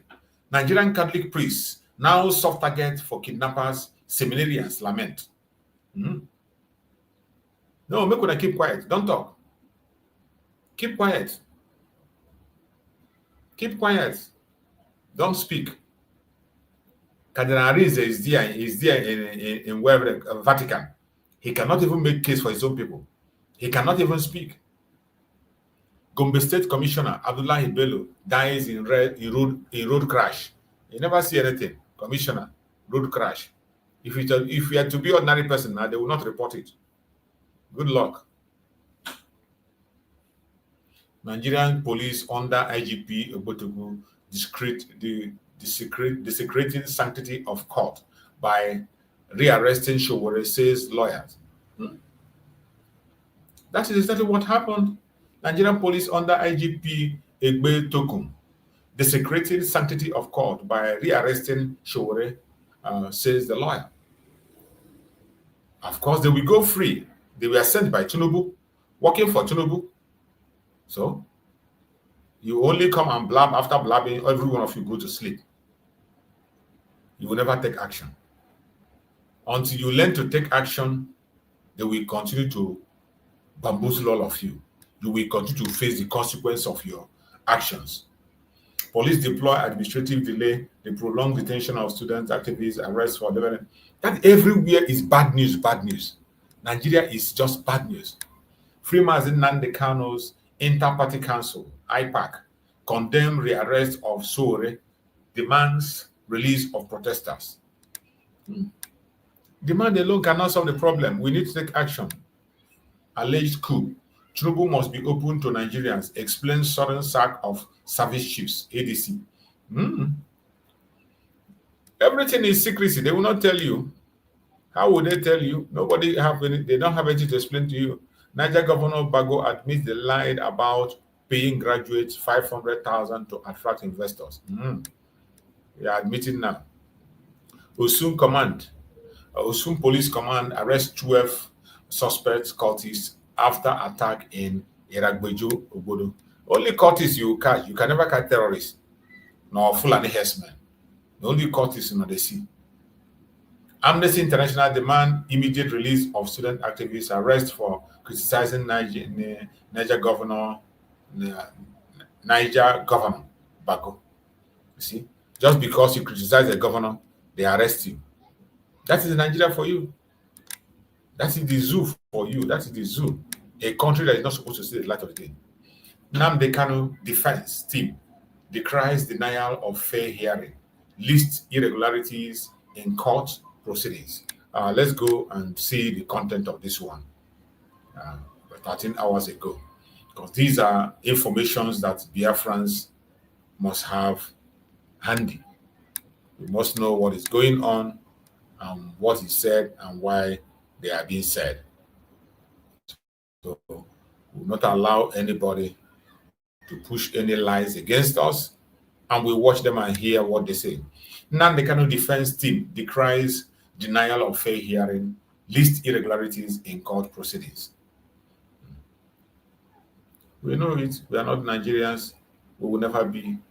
They should continue with their illegal country, continue with their illegalities, and while we watch them and see Watch them and see. They will never ever succeed in all those lies that they are pushing around. Let's see.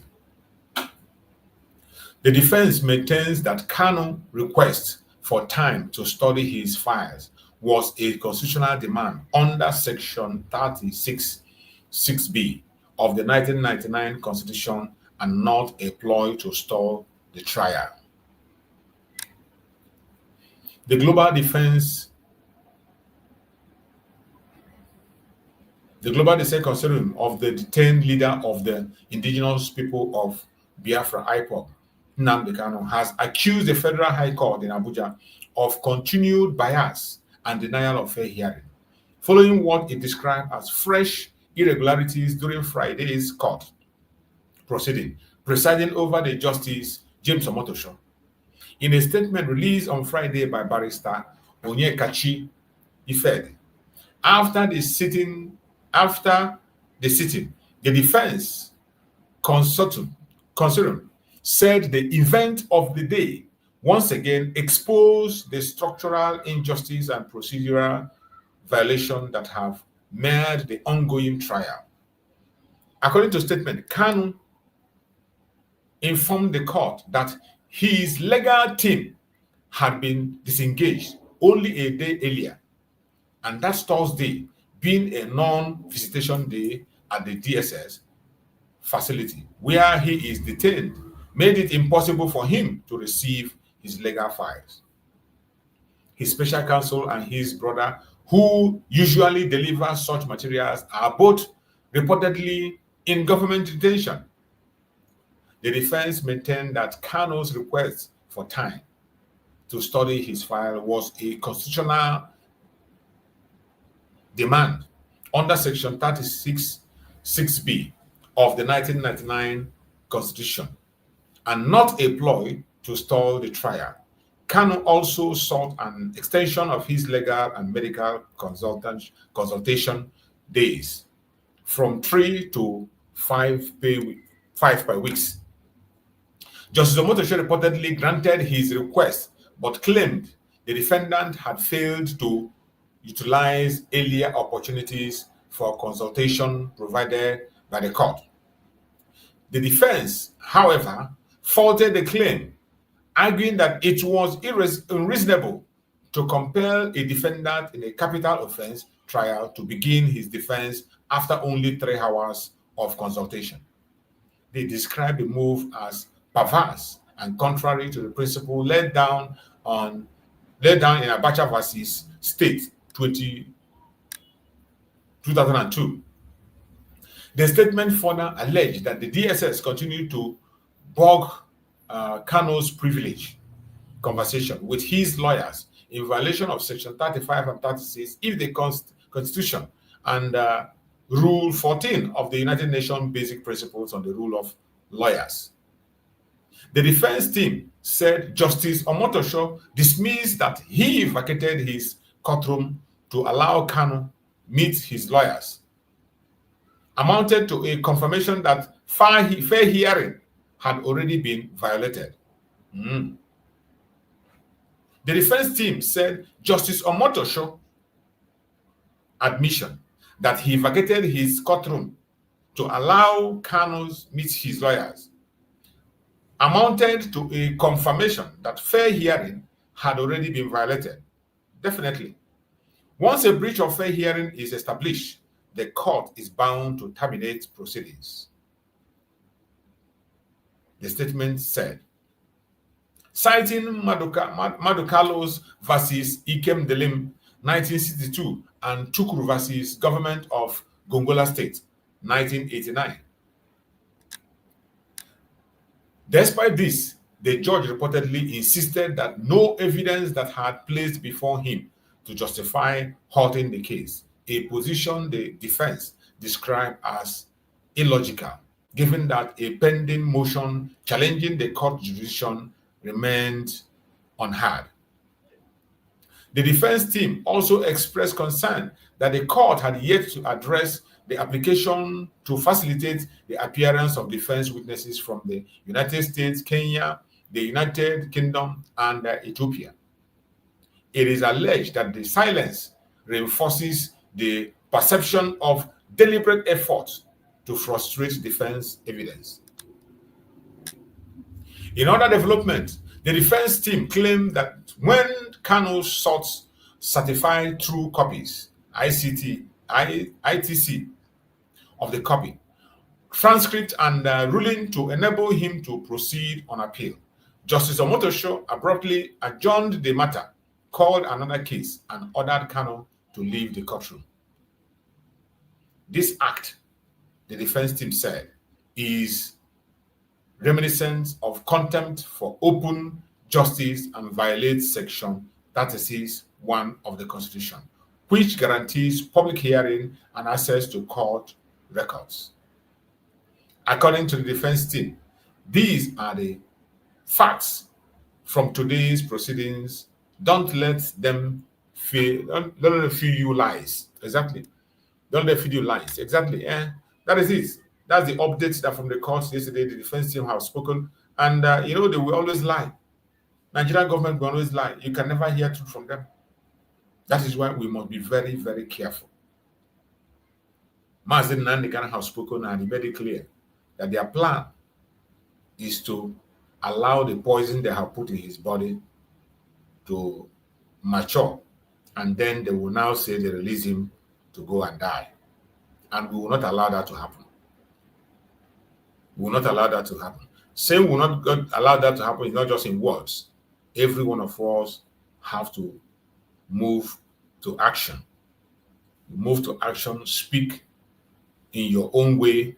Make sure you get involved and speak wherever you find yourself, wherever you are. Every one of us must continue to add our voice. We must continue to add our voice. Speak so that you'll be heard. Don't say they will not hear you. Don't say they will not listen. We must continue to speak.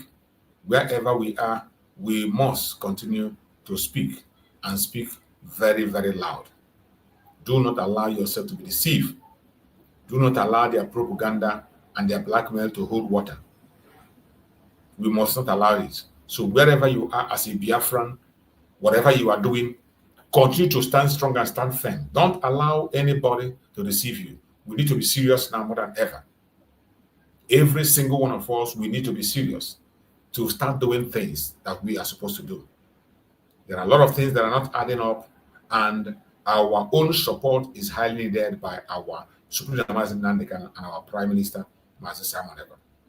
So wherever you are, please don't give up. Don't give up. No matter what you see, no matter what you hear, no matter what comes along your way, do not give up. Do not give up. I want us to listen to this. Let us listen to this very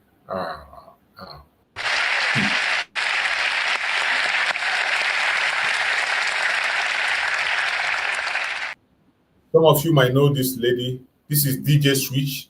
She's a Biafran also. She was the one that videoed the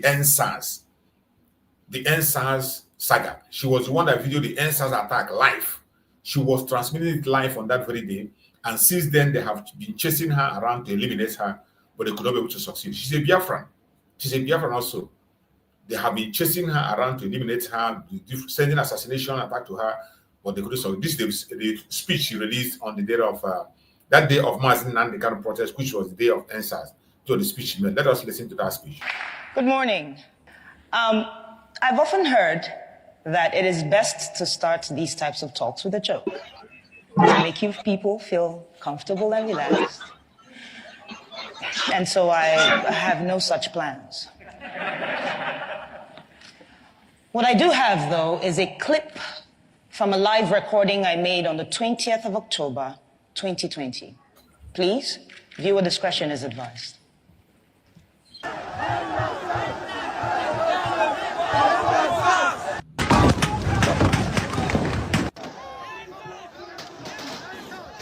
They're shooting us!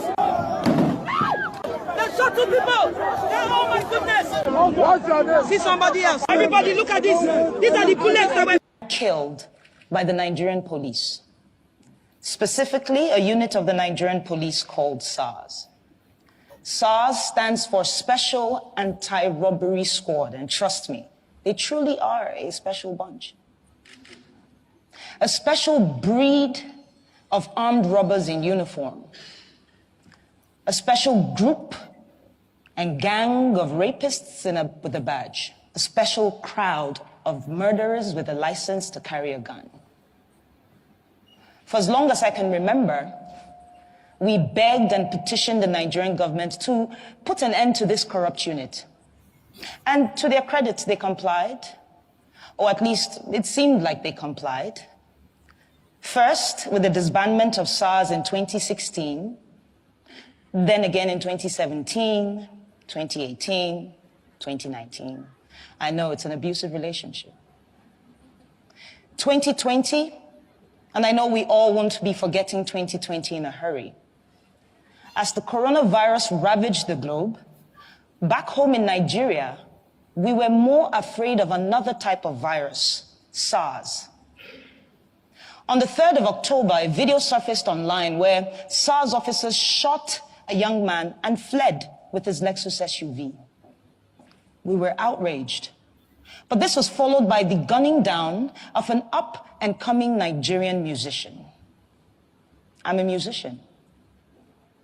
Could have been me. At this point, the hashtag #EndSARS was trending all over the world. And thanks to Nigeria's biggest celebrities and artists, influencers who said, enough is enough, it is time we speak up. And so by the 8th of October, the streets of Nigeria were filled with young men and women protesting police brutality, and I was one of them. But it is the 20th of October, 2020, that has brought me here today. On that very horrible day, the Nigerian army, sanctioned by the Nigerian government, stormed the Lekki toll gate. And this is a major roadway in Lagos State, by the way. No warning, no dialogue. Soldiers opened fire on unarmed, peaceful protesters with live ammunition. We cried, we braced, and we started to sing the national anthem, just with the hopes that they recognize we're not their enemy. It made no difference. As I laid on the floor, I remember a young man, he just jumped on top of my body and he was screaming, "Cover her, cover her." I couldn't really make sense of what the whole thing was about. He was struck by a bullet on his lower back.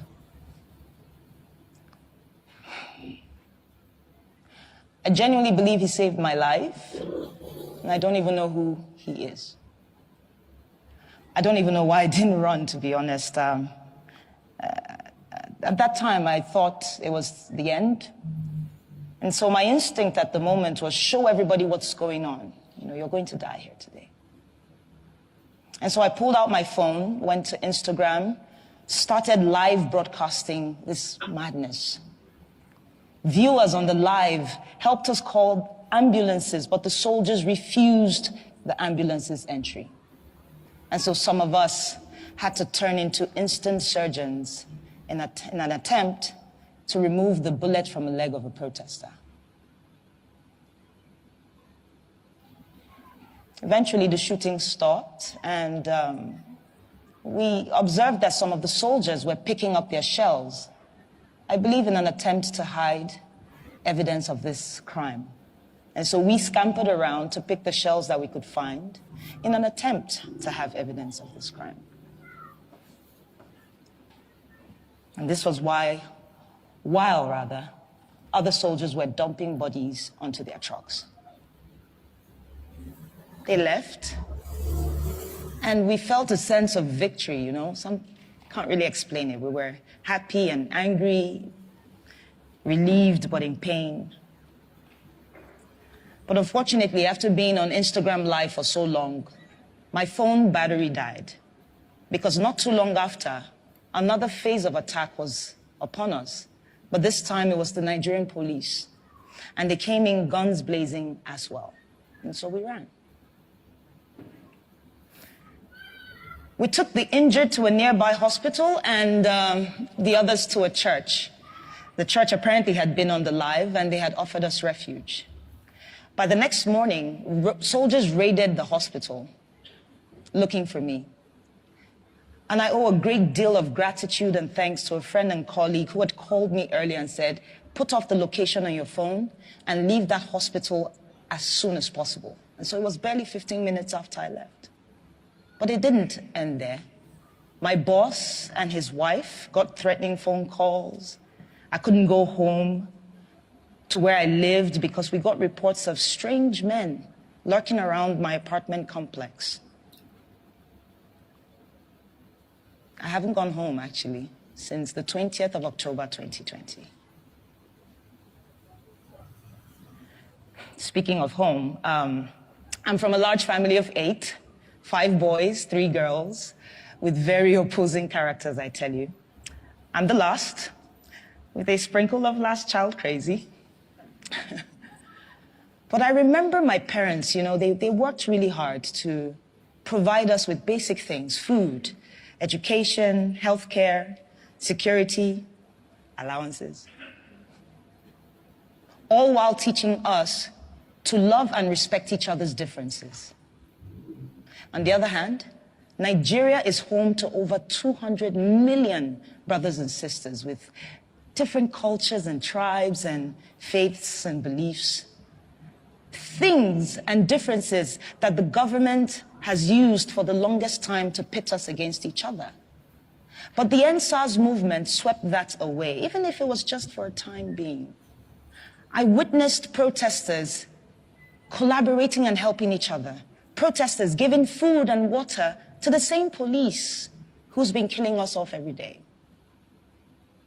Others provided security. Another group provided funds that were donated to them, I mean in the hundreds of thousands of dollars, for legal and medical attention to protesters who needed it. This is the real Nigeria. But the Nigerian government, much like an irresponsible parent, failed to see the opportunity as a learning curve, to listen to the cries of its quote-unquote children.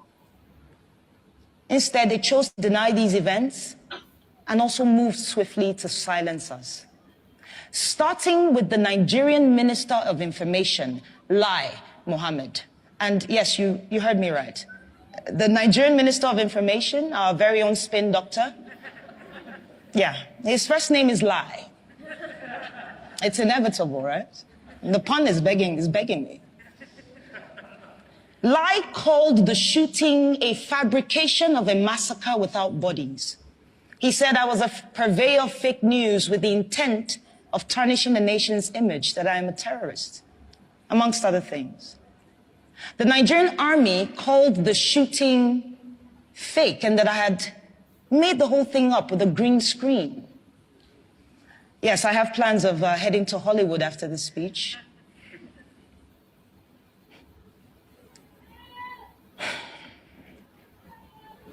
You know, 15 people died on the 20th of October, and not a single government official, police, or army personnel has been brought to book.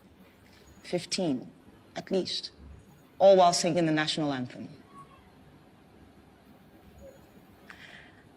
As an artist and a DJ, I listen to music a lot, all the time. And I'm reminded of the legend, the artist, Fela Anikulapo Kuti.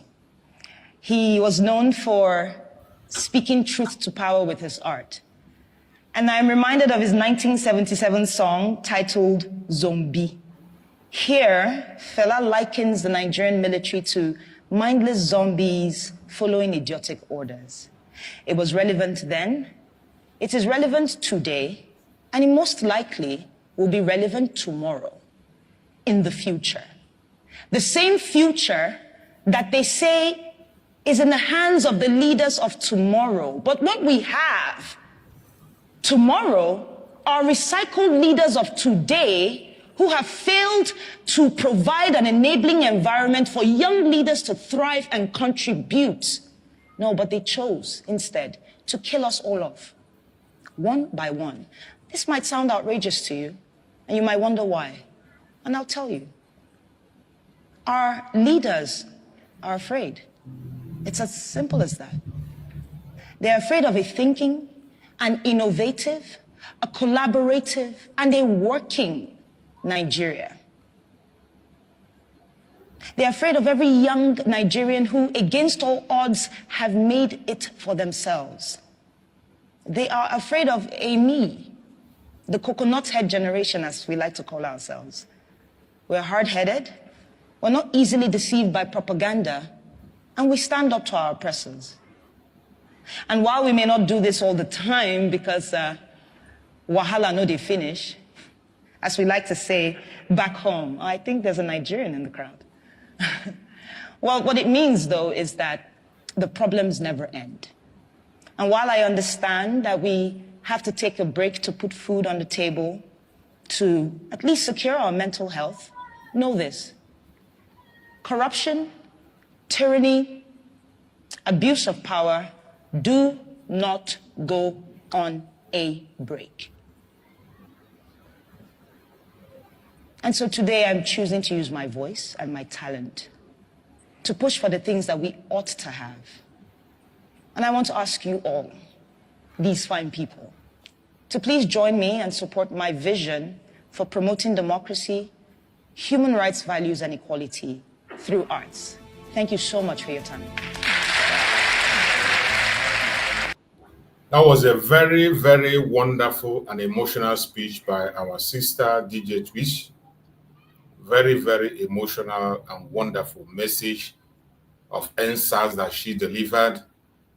And you have heard what she said there, describing Nigerian government. And she made it clear that these people will never change. Tyranny, they never go away. These terrorists, they will always be there. Bad governance, fraudsters, they will always be there in Nigeria. You can't run away from them. The only thing we have to do is to take actions. But it's unfortunate that some people think that this business is business of the Biafrans. Some other region think it's about Biafrans, that they will not talk. But you forget that in NSAS, they shot at you too. NSAS was not about Biafrans. Even though this lady that is speaking is a Biafran. And they pursued her, they chased her, they declared her wanted.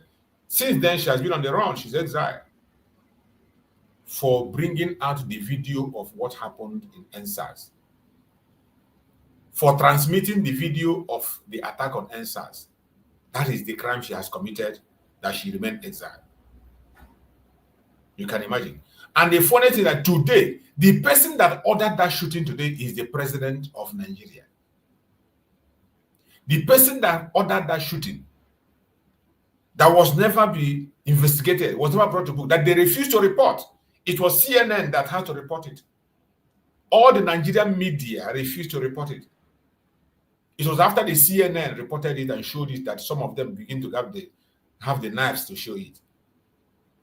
The man that ordered that very shooting that day, through the direction of the British, because after that criminal woman, that fraudster that the British sent to Nigeria at that time was there. When she visited Tinubu, after she visited Tinubu, then the military opened fire. And there was Supreme Mazi Nnamdi Kanu warned because he was online that day. It is even, they still spoke about this very NSAS is one of the things they are charging Mazi Nnamdi Kanu for. You can see, they have the gut to charge Mazi Nnamdi Kanu about the issue of NSAS. But the man that ordered the shooting of the 15 innocent people that were singing the national anthem with their flag in their hand, people that has flag in their hand, singing national anthem, they were shot in cold blood. The man that ordered the shooting today is relaxing in Asorok as a president. And meanwhile, they still have the nerve to bring the case of Mazi Nnamdi Kanu of encouraging NSAS. And look at the person that participated at that NSAS speaking, still in exile, running for her life. Nobody have been held accountable for that 15 lives that were lost till date. And people have just forgotten so soon. They are just forgotten. The only people that never forget and are bent on finding solution are the Biafrans. We are the only people seeking for solution. Every other tribe, they are busy gossiping, busy blackmailing, busy with their envy and jealousy. But in terms of solution, only the Biafrans are focused on solution.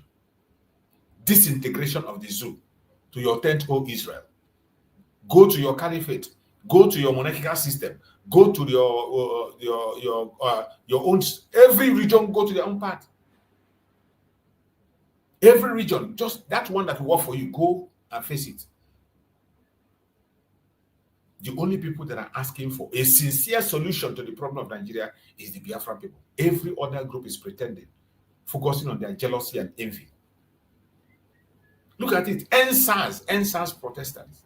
The remembrance that day, the Mazi Nnamdi Kanu protest was there. That was the day they did remembrance. That's what the day show, right? Fix that Mazi Nnamdi Kanu must be free. Free Mazi Nnamdi Kanu. That day, NSAS was also remembered. Till date, no single person has been held accountable for the loss of the life of 15 innocent young men singing national anthem and they were shot. Even somebody who went to lay flower for them where they were shot, the person that who went to go and wear flower, you saw him on video, she was also arrested after 5 years. The remembrance of the ancestors, the person that went there to lay flower for the innocent souls that were lost was arrested. And this is a country that the West we advertise as a democracy. This is the country that the West, more especially the UK, we call a democracy in Africa. God forbid. If that is what democracy is all about, we don't want it. We don't want to be part of it. If democracy is what we have in Nigeria today, I don't want to be part of it. Mad people everywhere. Fevora, you're welcome. Fevora, you're there. I can see you, Fevora. Can you hear me? If you can hear me, unmute yourself. Let's hear you. Fevora, is that Fevora or Fovora? Unmute yourself and speak to us. Fevora, unmute yourself. You're muted. Fevora, is that Fevora or Favara? Unmute yourself and speak to us. You were here yesterday, the same thing. I called and you could not be able to come up. You couldn't be able to unmute yourself, and today the same thing. Brother Chooks, yeah, good morning, my friends. Okay, welcome. Go ahead. We appreciate you are doing a great job. It's not easy. Brother. We are going small. We are going. Yes. Small. We are going. Them by themselves will be shooting themselves. We'll be looking at nyash small. Yes. I'm a man. I'm a man. I never have small. But the Susie, the Zabu. I am one of the weekend had it. I am Musa. I'm going to go to Musa Great Tina. Only that is a great. I was a Samarapa. I'm going to go. I'm okay. Hello. I was there to talk about because one cannot do me now. Where Musa, I'm doing no good. Okay, there. I'll try it for by international world. I am one funny. Look at you, look at you, and then I have wow. One friend, you can be able to make friends with Igbo. Colorful and more like a wow. Yes. If you like, you can be able to make friends with Igbo. This queue on the go oh my God. Probably can succeed there, but Nigeria government sees the security. When a little bit government house, Nigeria government can't succeed there. To the moment, you don't know how much. You're a band, then would you mean for Mana? Have a I'm an available. So I'm out to go. I've been none about I can't go. I'm public. I'm continue. I'm listening. So bad. I don't know. I didn't too much appreciate. Thank you so much. Thank you so much. My brother Coach Chooks, unmute yourself. Coach Chooks, happy weekend. Thank you, my brother Chooks. Good morning. Hello, my brother. And good morning, dear friend. Thank you so much for giving me the mic in this point of time. Mazi, that speech of our sister is getting me crazy. If I hear any time I'm hearing that voice, Because everything that is happening in Nigeria now, if you talk about Pharaoh, Tinubu is Pharaoh of our time, and everybody can see everything that is going on. That man that ordered that shooting in Lekki Toll Gate on 20th of October 2020, that man is sitting as the president of Nigeria today, and the whole world is silent. Oh, Diego, my brother, unbelievable. The whole world is silent. Yes. And this is the right time for every media, everybody that calls himself Biafran, that is supporting. Let me just move Mazi Nnamdi Kanu on the picture, on this picture first. Because let me just say Mazi Nnamdi Kanu, when it starts, not everybody that likes him. Yes. But Mazi Nnamdi Kanu, 99.9 everybody that calls himself Biafran, indigenous people of Nigeria as well. This is the time for them to bring this people of our sister. This is speech. If you started promoting it all over the social media. Because there's that thing that happened that 20th of October 2020. This is the same thing that happened this October in Abuja. The same thing. And the whole world is silent. Happened again yesterday against Showore. Yes, that is the reason why the whole world is silent. Then think that Showore did not video anything that go on in that premises that on 28th. Because when they realize that the highest grass that Showore wear have this thing, have camera. That is the reason why every one of them is attacking him now. Look at the same yesterday when they went to go and arrest him. Look at how they even treat him. They treat him like a criminal. And we call ourselves one Nigeria. I'm still saying again, when Mazi Nnamdi Kanu tells Showore in the court, he should be strong. Showore did not understand that word. He did not understand it. Because he have seen what is about to fall him. That is the reason why I tell him he should be strong. And this is the time everybody that believes what Mazi Nnamdi Kanu is fighting for. This is the time for every one of you. Go and look for this speech of our sister and play it every day by day. Because Nigerian media are not going to promote anything that concerns freedom here in Nigeria. They are not going to make it open at all. Clean of Christians that come out.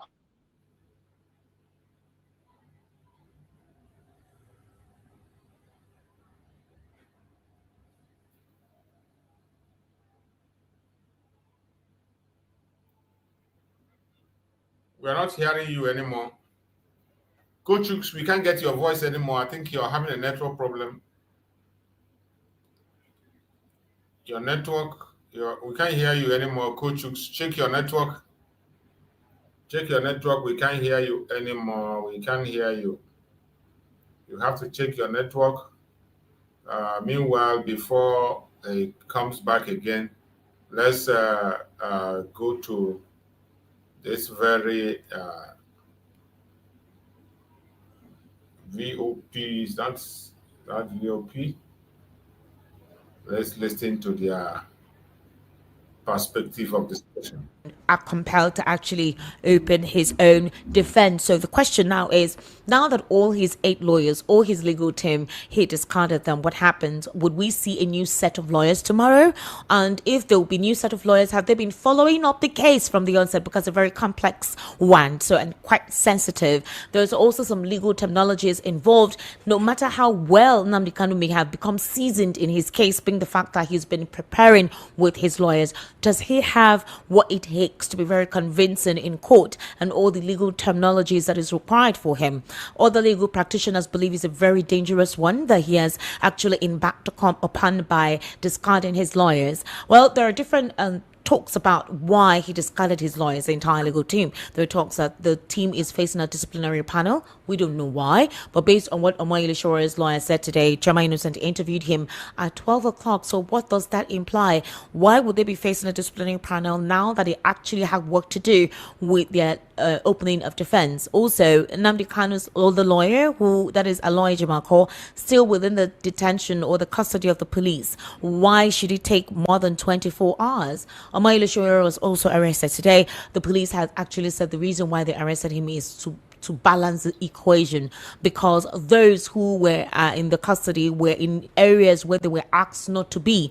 That is, in the areas that they had marked that the court letter had ordered that they must not converge for the protest, and that was why those ones were taken into detention. For Ishore's case, they had to arrest him today because you cannot leave the person who convened the protest, who organized the protest, and then arrest and detain those who followed the person who organized the protest. So the reason why he was arrested today, according to Senior Superintendent SP Benjamin Hundengi today, was because they wanted to balance it out. You don't leave the convener of the protest out, while those who followed the person who convened the protest still remains in detention. He also said that possibly today they will file Shore's case to court. So he's not even meant to stay in the court within the next 24 hours. So maybe by tomorrow he would have been given bail, but he's also going to have to appear in court. Shore also met Nnamdi Kanu today in court. You could see the friendly exchange, the friendly banter of brothers who actually have been fighting for each other's cause. Nnamdi Kanu looked confident, looked quite okay and hopeful. We also saw his legal team asking him to please, they were begging him to please be patient, to deal with this case. It's a very sensitive one, meaning control your emotions, since they will not be the ones to present or defend him. We need to understand what this implies for his case going forward. Some persons have been mentioned as to why they have been mute. For example, other political bigwigs have been called to say, why are you guys being mute? Some people believe that it is a protest that made the case become accelerated. In other words, that's why they refused to grant him the 3 months he requested for. They want to be done with this case as soon as possible. One of the key witnesses today in court said that the way it seems is like they just want to convict him. They're just going through the protocol, through the process, but they want to be done with this. So the question is, if these key witnesses do not appear in court, then what happens? Also, we want to understand Nnamdi Kanu is being faced with treasonable felony charges. What does treason imply? And did Nnamdi Kanu commit any form of treason? We're going to look at that in literal term. So based on that definition, the case is in court, so obviously we're not supposed to extensively discuss it, but we want to understand what it entails if somebody commits treason, and how what kind of application of the law is meant to be implemented on the person with the current judgment on his case ongoing. What about the other previous judgments as to how they have been asked, to the federal government and the DSS have been asked to acquit Nnamdi Kanu, the 500 million damages they were asked to pay him in 2022, and they asked them to take him back to Kenya. Why were all those court orders not obeyed? What happens to those who refuses to obey the court? We will be looking into some of those. The key witnesses that are meant to be respond to Nnamdi Kanu, what areas are they going to defend themselves? Yesterday we talked about it. Some person said for Sanwo-Olu, he's to speak on the whole, how he was the one that supposedly culminated to NSAS becoming what it is, and if there is any verifiable fact that whatever damages were incurred were facilitated by him. That's another question. Also, for Nyesom Wike, they said the Obibo killings, where some IPOB members were killed in a community when he was the governor of Rivers State. We will also know if that's one of the reasons why he appeared. Also, the former NIA boss, maybe because of his extraordinary rendition, the chief of army staff as well. You know, they organized Operation Python Dance. We want to know what questions were asked of these individuals. But if they refuse to come, after contempt that they're given, what else? And the case is wrapped up. So what does that mean that a conviction will be given immediately? We'll be looking into that. Also, another interesting thing to note is that Joash Amikbuta has finally been cleared, and he has been sworn in as the new ANEC chairman. There are high expectations of Joash Amikbuta. So the president has asked him to ensure there are talks of subverting and writing a letter that makes Aburi, who is no longer a representative or a chairman of case, be accelerated. No.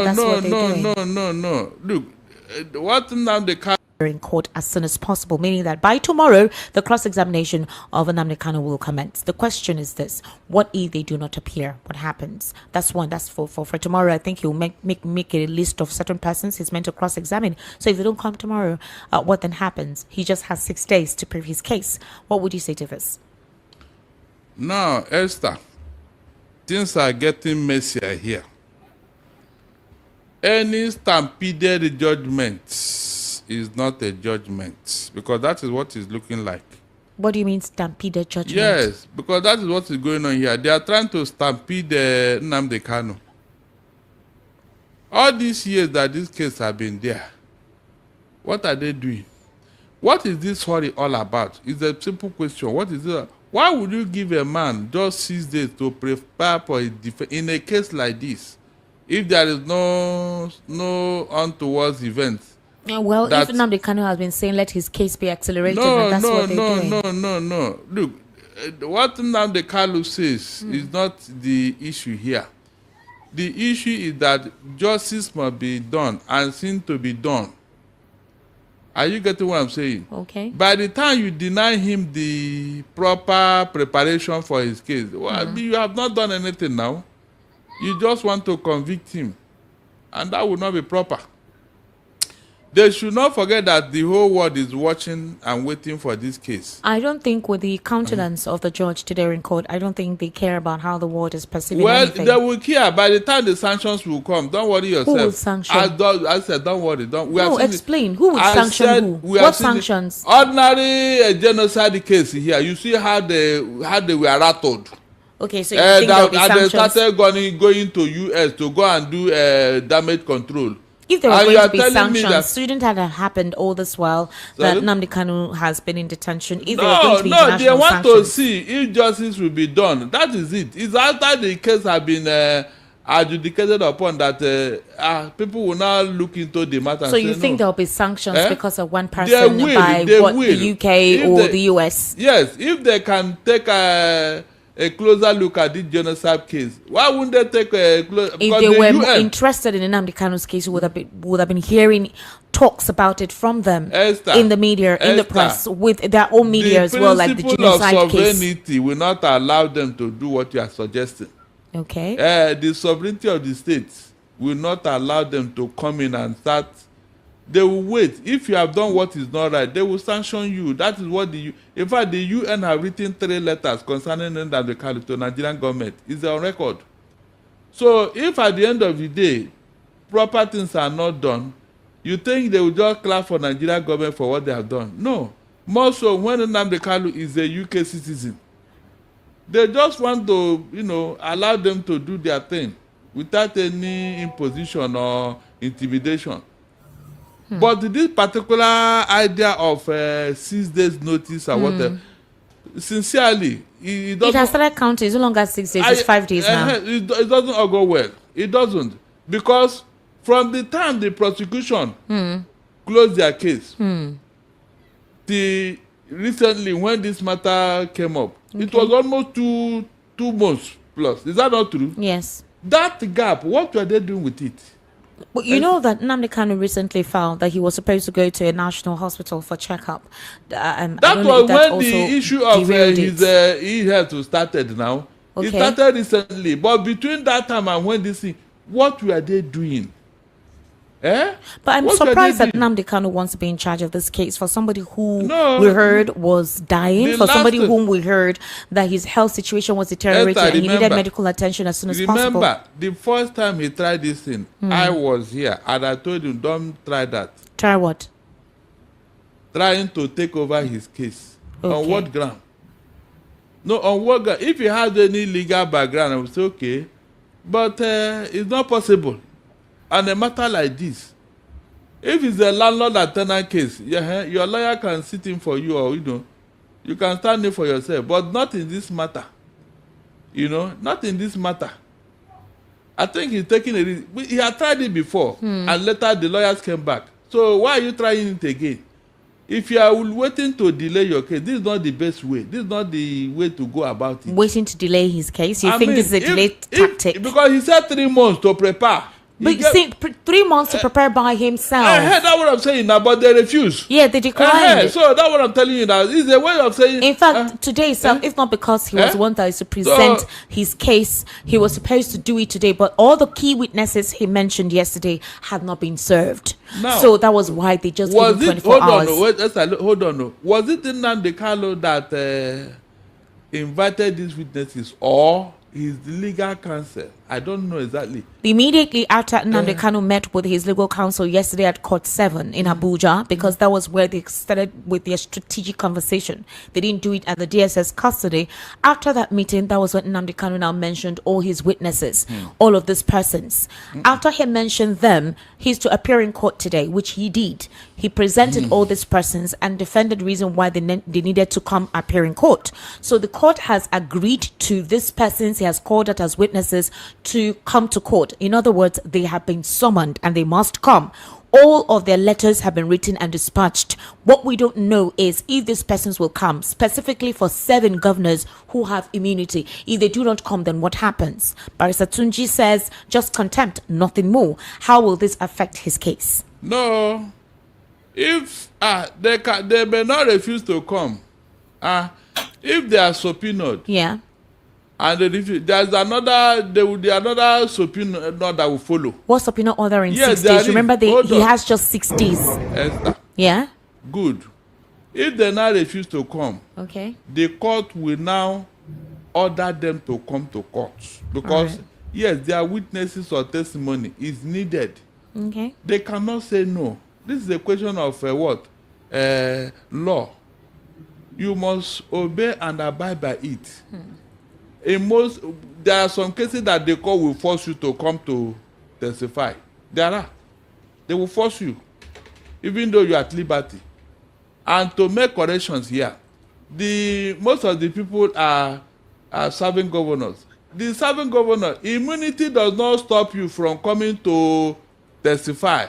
Immunity stops you from being a defendant in a court case. That is, nobody can take you to court as a sitting governor or president or governor. Nobody can take you to court. But where your witness is needed, why would you come? If somebody's life is in danger, you are just a witness. No, you have no case in court. So I don't see how immunity will stop you from doing that. That somebody's life is in danger, and you as a governor, your witness is needed to arrive at a conclusion, and you say immunity. Are you under investigation? Are you under prosecution? That is where that immunity will come in. So they should not play that card that they're under immunity. A minister is not under immunity. A minister. Okay, but what about the governors? That's what I'm telling you. That a governor is under immunity. Okay. You can investigate him for any criminal infraction in office. Right. Good. But you cannot take him to court, even though the investigation has clearly said that, yes, this governor, you have done so and so while in office. You wait for him to finish his time in office before you can take him to court. But when it comes to what? Witnesses, Esther. Okay, look at it this way. If the governor's mother or father is in court and his witnesses is needed to either free them or jail them, he will refuse to come, Abi. No, is it possible? The governor must come for witnesses to testify on a matter. Pure ED. It doesn't require him saying that immunity covers you. Yes, we know. You cannot be, you cannot be prosecuted for whatever you do in office. But you can testify at the convenience of the court. If it is that your presence is overly important, you must come. You must come. Because we are talking of life and death. If the witness of a governor is needed to free or jail a man, you say he should not come because he's under immunity. Esther, is that possible? So the court, you don't want people want to stretch the law. They choose what they want to obey and leave the other. They choose one to obey and leave the other. No governor can tell me that to testify in court, he was not allowed under the law because he's under immunity. But when they want to chop money, immunity does not stop them. But Barrister, this is a very sensitive situation, very delicate one. Yes, so based on what Madam Pinto narrated as to what she observed in court today, she said it didn't look encouraging for her. She doesn't understand the reason why the lawyers were discarded. I don't know why the lawyers were discarded. I don't know if Nnamdi Kanu did not give any specific. I'm coming. He did not give any specific reason. But here is the thing that's very important for us to understand the context. I know the case is ongoing, and it's not something that we need to really discuss the strategy and whatever potential that is needed. But this case has dragged on for so long. We've got different court judgments that have acquitted Nnamdi Kanu. They've asked the federal government to even pay damages. That they haven't done. That they did not adhere to. I don't know if he would apply it in his defense starting from tomorrow. What would you consider to be treasonable felony? Because that's the trial he's going through now. What would you consider or term as treasonable felony? Esther, whenever you have threatened the state, whenever you have done anything that would threaten the stability of the state. Threaten the stability of the state, of a nation. The state, now that's the nation. Okay. Like a coup or whatever. You know, trying to succeed through arms insurrection. All right. Okay. These are things that will fall into treason. Does he fit into what you just described? He doesn't. That is why all of us are surprised. Remember those children that went to protest that end hunger strike, and they slammed them with a so and bad government can, when they want to keep you busy, they will bring any charge on you. No. Let's focus on this context, because we need to understand. Some people feel that there is selectivity in when it comes to the dispensation of justice, or when it comes to the application of the rule of law or the Nigerian rule of law. There is selectivities. For some persons, it doesn't apply. For some persons, it's applied to the T. The dots and the T's are applied. So in the context of this case, for any ordinary Nigerian who needs to understand, if Nnamdi Kanu has been tried for treasonable felony, and according to what you just described as treasonable felony, and you say that he doesn't fall into that category, why exactly is he in court? Because again, does it involve vituperations? Does it involve the things he said? That's one. Two, the things he said, can he be held responsible if anybody acts on things that he said that could be considered having to create chaos or topple the state or the country? Could that also be something that could work against him or against his defense or against his interest? Also, number three, the prosecution counsel basically presented oral materials which involved all the narratives he said, his broadcast, everything is on social media, and some of the interrogations that they had with him. But the question of if they saw anything on him that you would consider to be possibly armory, clash of arms, whatever, none of that was physically seen with him, aside from the items they took from him in 2015, which anybody can actually have access to at this day and age. So how would you describe these different scenarios that I've created? Esther, if you have been charged for an offense, the onus is on you to free yourself. Are you getting me? Okay. Yes, the onus is on you and your counsel to free yourself from such a charge. All right. This is what the federal government is alluding. The onus is on Kanu's lawyers to say no. Under the law, this thing does not qualify to be treasonable felony. With the relevant sections of the law and all that. So that is where we are. All those things that the federal government is doing, they know where they are going. They are looking for how to shorten Nnamdi Kanu down. Because if we go by what has happened before and the court judgment in favor of Nnamdi Kanu, he ought to be free by now. But the federal government is looking at a situation whereby they will be at the receiving end and then pay all that compensation that the court have said they should pay Nnamdi Kanu. You see, these are the reasons why they are trying to make things difficult.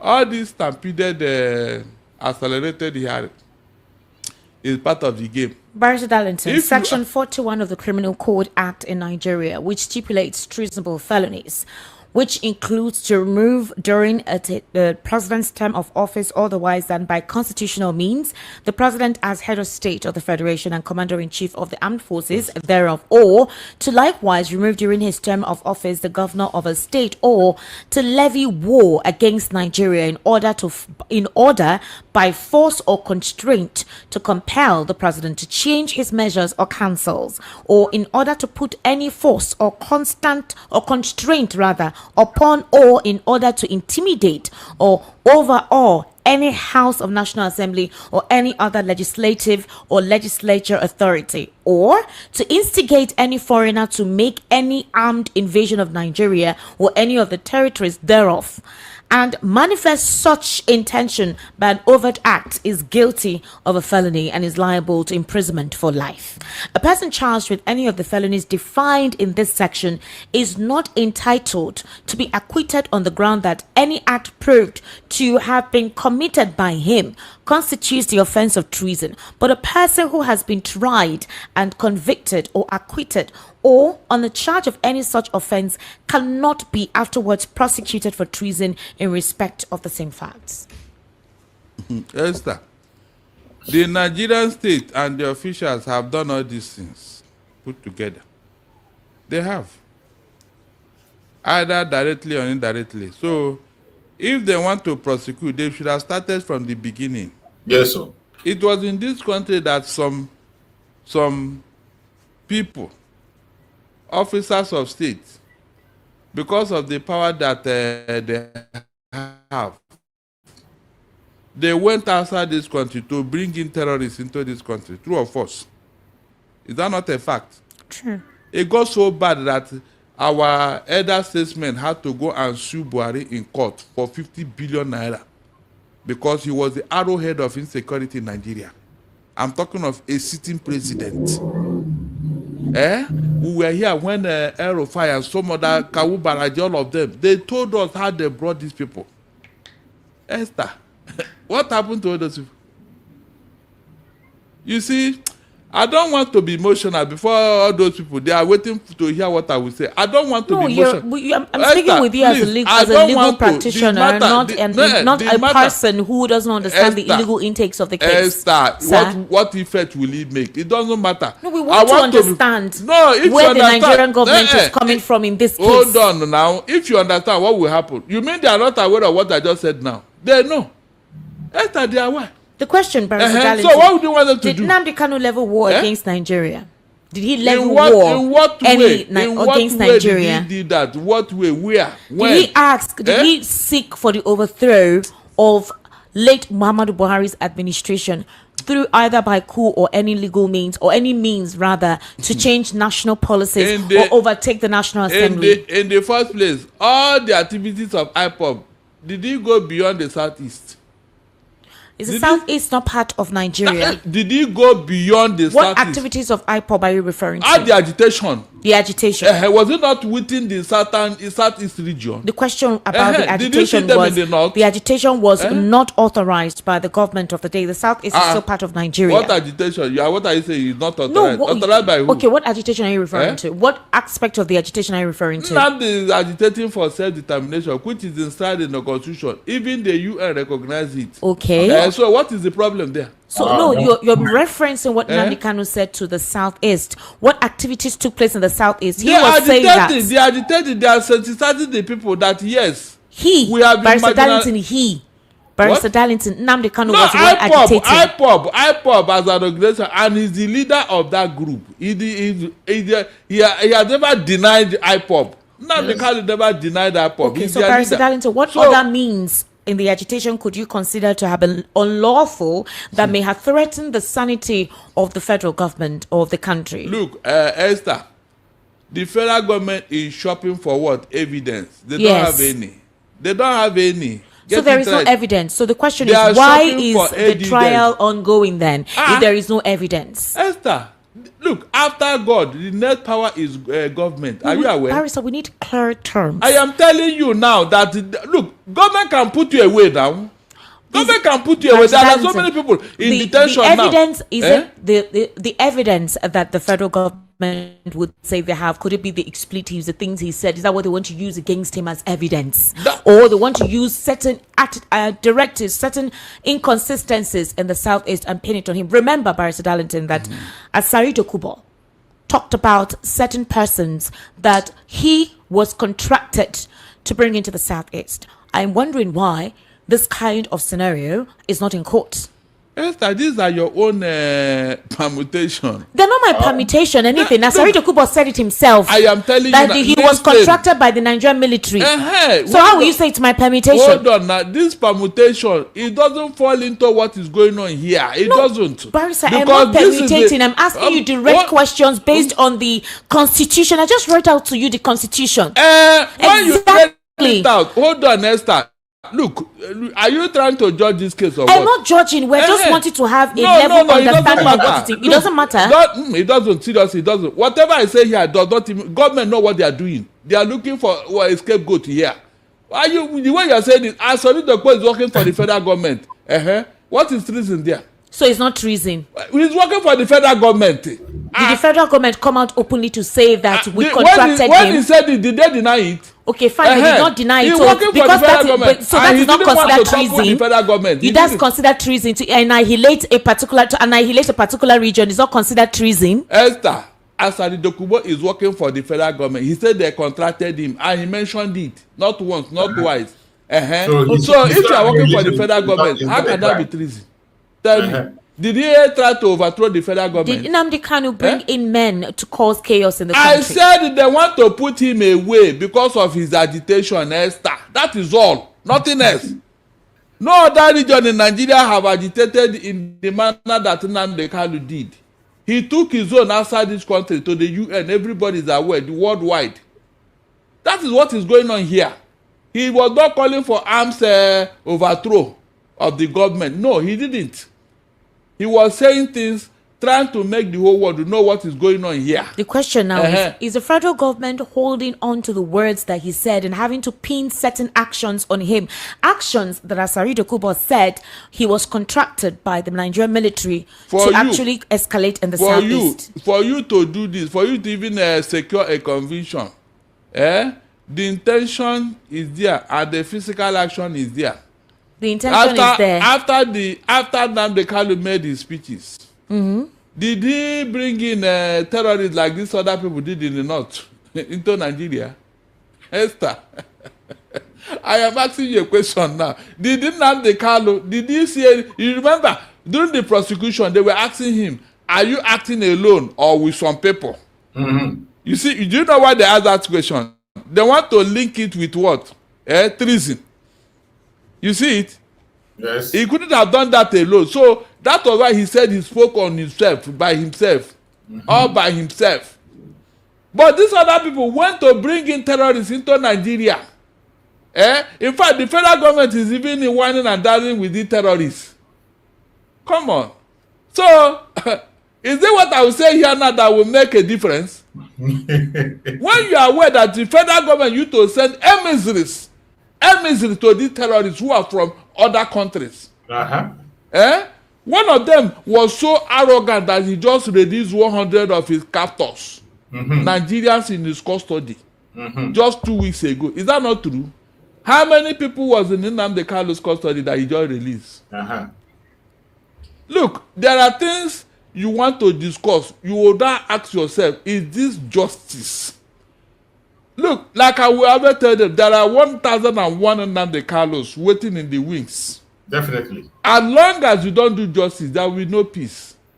Take it or leave it. Truth. It is injustice that this young man is fighting. And if you don't do that justice, forget it. After him, many more will rise up. Definitely. Until justice is done. Barrister Darlington, the Nigerian government closed its terrorism case against Nnamdi Kanu. Now, the question is this. On what ground did the government of the day initiate this case against him, knowing quite well that he was kidnapped? 1, 2. Why was he still ordered? Why did the judge still order Nnamdi Kanu's legal team to file a no-case submission? Why did they order his legal team to file a no-case submission? Why is he still being detained in DSS custody despite several appeals by the convictions rather from the Court of Appeal concerning his release and bail condition and payment of damages? These are questions that we just need to understand. And Nnamdi Kanu has denied and actually said that he did not commit anything that you would consider terrorism related or treasonable felony at all. He has distanced himself from it. So we need to understand the legality and the technicality of this case. It's not bad to just understand the basis so that it's not like people are reacting sentimentally. Everybody is aware of what the federal government is doing.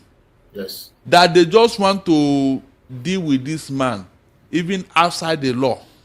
Okay. Because most of the things that they are accusing it cannot be substantiated. That was why even the Court of Appeal released him. So what else do you want me to say there? Everybody know that this thing is unjust. What will I say now that will make a difference? The government knows what they are doing. They know. Because we know people who have done 10 times worse than Nnamdi Kanu in this country. Say, who is this man working for? And yet they are working about it free. This is who I'm working for. But he must be held down. What do you think is going on here? You want me to say what I want to say now? You now say, no, you don't want tribal in this situation, this and that. If it is not, why are those people in the north not being heard? Esther. Could this be that his situation falls under another category? Because in 2015, what he was apprehended for was criminal conspiracy, intimidation, and membership of an illegal organization. This was what the DSS actually found as a suit against him. They do not recognize IPOB, so him being part of the organization is illegal. That's one. Criminal conspiracy, intimidation. What criminal conspiracy? Criminal conspiracy to do what? Esther, look, the way you are taking this matter is like we are following the case. We're not supposed to report precisely what's going on in court beyond a reported version of the day's activity. Listen very well. Okay. This thing you are trying to find out is known to everybody. So it's known to everyone. Are you sure? What is the need trying to stress it here? It's a waste of time. You can't say everybody knows. Yes, people do not really know how this thing started and what it involves. This matter has been discussed severally. The case of everybody is on the know. And I'm telling you here that the federal government have their mindset. Are you getting what I'm saying? They want to hold on to something. They pretend. That they will hold on to and then deal with Nnamdi Kanu. That is all. I've given you synopsis here. Simple. Any other thing you are talking now, it is like pouring water on stone. Because if they wanted to, an appeal court said that they don't even have a law on that rendition matter. They don't have a law to prosecute this guy. The woman Binta Nyako said it. So what else do you want me to say, Esther? No, tell me what? Talk. The government is the one at fault here. But like a government, they will not accept that they are at fault. What's the difference between IPOB and Biafra? A lot. There's a difference between IPOB and Biafra. Yes. Can you help us read that out? IPOB is just an organization that is fighting for self-determination. Okay. Yeah. Biafra is a state that never was. A state that never was. Yes, it's a state nation that never was. Yes. Okay, so if the federal government, according to the federal government, is proscribing IPOB, do they proscribe Biafra? Sorry? If they proscribe after IPOB, the war, there was no more Biafra now. There was no more. This definition of Danita, I don't agree. Say Biafra is a state that never was. That is a lie. How can you say Biafra is a state that never was? There was Biafra. This is where this idiot come. There was Biafra.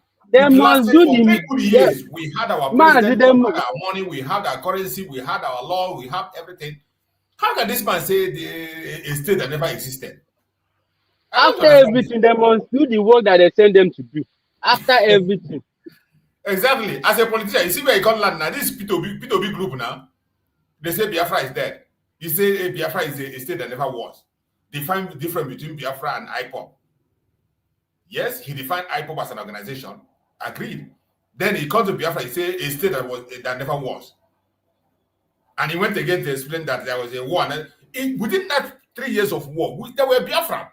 People have Biafra birth certificate. Mazi Nnamdi Kanu birth certificate has Biafra. in it. There are people that have their birth certificate that is written Biafra.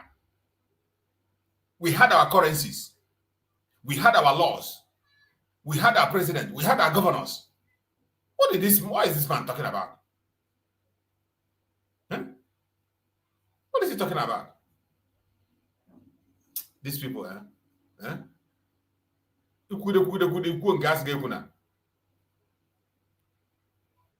Well, part of the condition for surrender that they don't want. We have what Govt said about it, that nobody should use that name again and all that, and so that was the end of the matter. So let's go back to this. If with what we are describing here on ground now, because again, we want to follow this case. So because Govt said nobody should use that name again, that is why you are denying Biafra. Because Govt told you that nobody should use that name again. You see these people.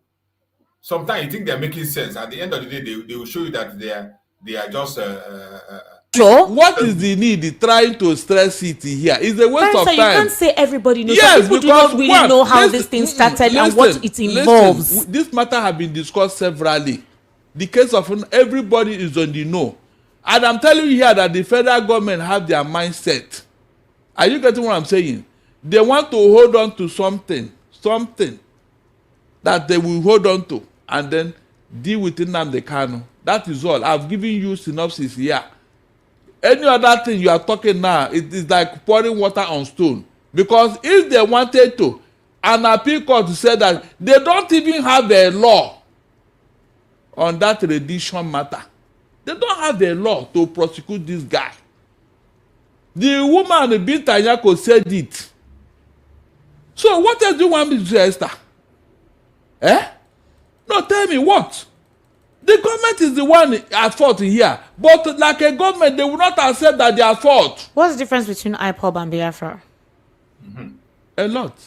There's a difference between IPOB and Biafra. Yes. Can you help us read that out? IPOB is just an organization that is fighting for self-determination. Okay. Yeah. Biafra is a state that never was. A state that never was. Yes, it's a state nation that never was. Yes. Okay, so if the federal government, according to the federal government, is proscribing IPOB, did they proscribe Biafra? Sorry? If they proscribe after IPOB, the war, there was no more Biafra now. There was no more Biafra? Yes, that was part of the condition for surrender. That they don't want. We have what Govt said about it, that nobody should use that name again and all that. And so that was the end of the matter. So let's go back to this. If with what we are describing here on ground now, because again, we want to follow this case duly, understand precisely certain things, because some Nigerians have had diverse views and opposing views about Nnamdi Kanu. It is expected. It is expected, obviously. Nobody can agree with one cause. But some people do not even know how this started. Yes, that's the honest truth. If you hear the way some people react, the way some people talk, the way some people write, you would wonder the abstract vacuum. I'm coming, Barrister. There's a vacuum. Some people do not understand how this started up until the case gained momentum. Like a couple of people are now trying to read and get a grasp to it. Some people just know about the developments now. They have not been following it back to back from 2015 initially, when the case started against him, and that's why I was asking you all these questions, so we understand the projections. Some persons who are sentimental do not understand certain variations that led to where we are right about now. The fact that this is not even the first time that Nnamdi Kanu has supposedly sacked his legal team or sacked his lead counsel due to one situation or the other that has not been adequately or properly explained. And this is a day of social media where there are different variations, different narratives, different explanations, those who claim to know, those who do not know. And so there's a consumption of information overload. And when there is information overload, there's a difficulty in sieving or dissecting the truth and from propaganda. That's why I've been asking you this question. Some people don't know how to reason or think. They only think in one direction. That's why I've been asking you these questions, so some persons can be refreshed to understand how we got to where we are in this case. They will not understand. Okay. no matter what you do, they will never understand. As long as they have seen that name, Nnamdi Kanu, as far as they are concerned, is a terrorist. That's just the truth. They wouldn't want to hear any other thing else that's explained from now till tomorrow. Because if this federal government respects rule of law and court judgment, shouldn't Nnamdi Kanu still be in detention by now? No. Good. So what do you want me to be ranting so what here? happens? No, nobody. Yes. You're not ranting, sir. No. To some people, no. As far as they are concerned, I'm ranting because he's my brother. I can talk. No, you will hear what they will say now when we start receiving call. They don't want to hear this other aspect concerning Nnamdi and what he's fighting for. Why would you be concerned about what people? That's what I'm saying. So in this case now, we are looking up to the federal government to do the needful. Okay. So that you don't come and say, even when they wanted to do process here, based on hindsight and what I know about this federal government, did I not say that people should tread with caution? Did I not say it here? Because I know that no government in the world will accept pressure, that an individual, a group, is pressurizing them to do whatever. Maybe there have been discussion behind closed door on what they want Nnamdi Kanu to do. Igbo, one of the conditions is that he will not come back here and agitate for Oduduwa Republic. Is that now why he's still in Germany? Esther, when he left the Republic of Benin, did he come here? He's still there. He's still over there. That was one of the conditions. They don't want to see him. If not, they will have removed the wanted list they placed him by DSS for him to come back. So there are things that you cannot say, but it is obvious to everybody. It's obvious. Nnamdi Kanu is under what? Persecution, not prosecution. The mere fact that they are giving him 6 days to prepare for a case like this, does it not tell you something? Am I the one that will say, no, they should not do it again? You can see. This case, everybody knows the genesis. They were protesting without even a stick. They were just marching, doing parade, you know. That is all. But because the thing was gaining momentum, people are beginning to listen to him and all that. The federal government under Buhari became what? Agitated. And then released the army on them and started killing wherever they are seen. They are Is that not what happened? Most Nigerians don't know this, Esther. They didn't know where this young man said, look, we are going to defend ourselves. It was at Enugu, in a primary school, where they went to hold a meeting that morning. I don't know who told them. The police and army went there, surrounded the place, and opened up fire. Only few of them left that spot. Only few of them left that spot. But we saw videos of Igbo with some traditional leaders very recently when he returned. I think the talk is for his accounts to be unfrozen because they froze all his accounts and to remove that whole whatever on his back as to the fact that he is a wanted person. They, you know, that's what he asked the government of the day to erase. But a couple of persons said he has shown humility, he has shown remorse, and that is one aspect that has worked for him. Why can't they give such a privilege to Nnamdi Kanu? Why?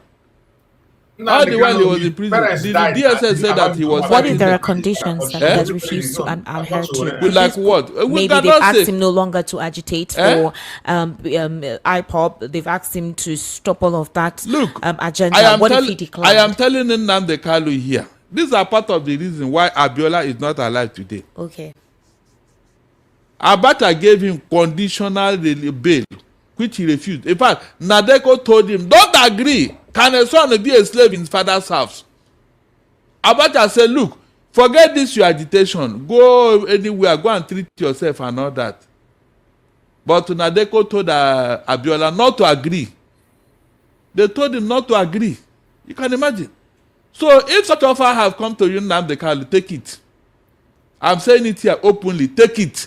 It is, they say, he who fights and run away live to fight another day. So if they ask him not to stop if they give you such, I'm just saying it too. Okay. If they give you such condition, take it. After all, you're a UK citizen. You can go back there. You remember when Justice Binta Nyako had actually asked that the team of Nnamdi Kanu and the federal government you look for political solution. It took a very long time. They did. We heard that maybe that was one of the conditions, and he did not you know, but it was not clearly stated. Was not we don't clearly know. stated, yes. So we don't know. But I know that the moves were made, but we don't know what transpired. But whatever condition, Nnamdi Kanu, whatever condition they have given you, take it. At least get out of that place. Go back to your UK days. What if he's released, but they don't give him his passport? Sorry? Because what if he's released and his passport is not given to him? What are you saying? How will he now leave Nigeria? That will be part of the condition. Go back to where you are now. You cannot start a war from UK now. You can't. But most of the broadcasts were done there. No. Whatever you are broadcasting, you can no longer. Simon Egba was broadcasting from Finland. Is that not true? True. When the time came, we told the Finland people, so please, this guy is no longer speaking in our favor. And they took him down. So I don't think Nnamdi Kanu will go anywhere and start anything again. That's the truth. So let him go. And look at what he said. He said Nene is among those people that write petition against Mazi Simon Ekpa. He said we told Finland. But look at the way he put it. He said he said we wrote them and then that he is no longer speaking on our favor. So there was a time Mazi Simon Ekpa was speaking on their favor. That is what they are trying to tell us now. You want to come out. This Mazi Nnamdi Kanu they would. Mazi Nnamdi Kanu just be like, it just be like bone where they hold them for throat. All the know in form of TB. Ndu ha no kulu agada. Brekweni nsogbu. Hapụkwanye nsogbu. Thank you so much. I can see Greg there. I see Bro Christian there. Greg, take the mic. Let's hear from you. After you, then we'll go over to Bro Christian. Yeah, my brother. Good morning or good afternoon. You're welcome, my brother. My salute to all our brothers in the house and the Biafrans all over the world, and my respect and prayer to our Mazi Nnamdi Kanu and Simon Ekpa, that God will continue strengthening them, and their wish and the wish of all the Biafrans will definitely come true. They will never die in prison. They will not be weakened, and health will be their portion. That is our prayer now and forever. Amen. Amen. Yes, Mazi, I think I have to start from that our sister that went. I think that's supposed to be in Canada. I think she took refuge in Canada. Yeah, DJTs. Yes, after that NSAS. Yes. A very bright girl, intelligent, very and brave. That is a pure Igbo girl.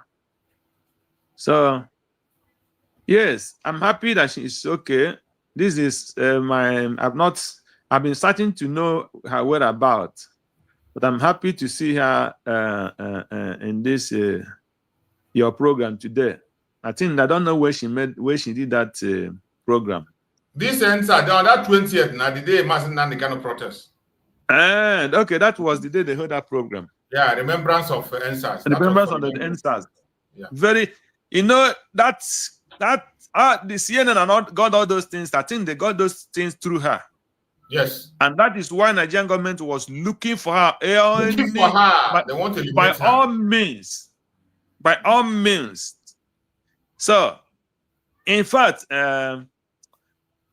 sometimes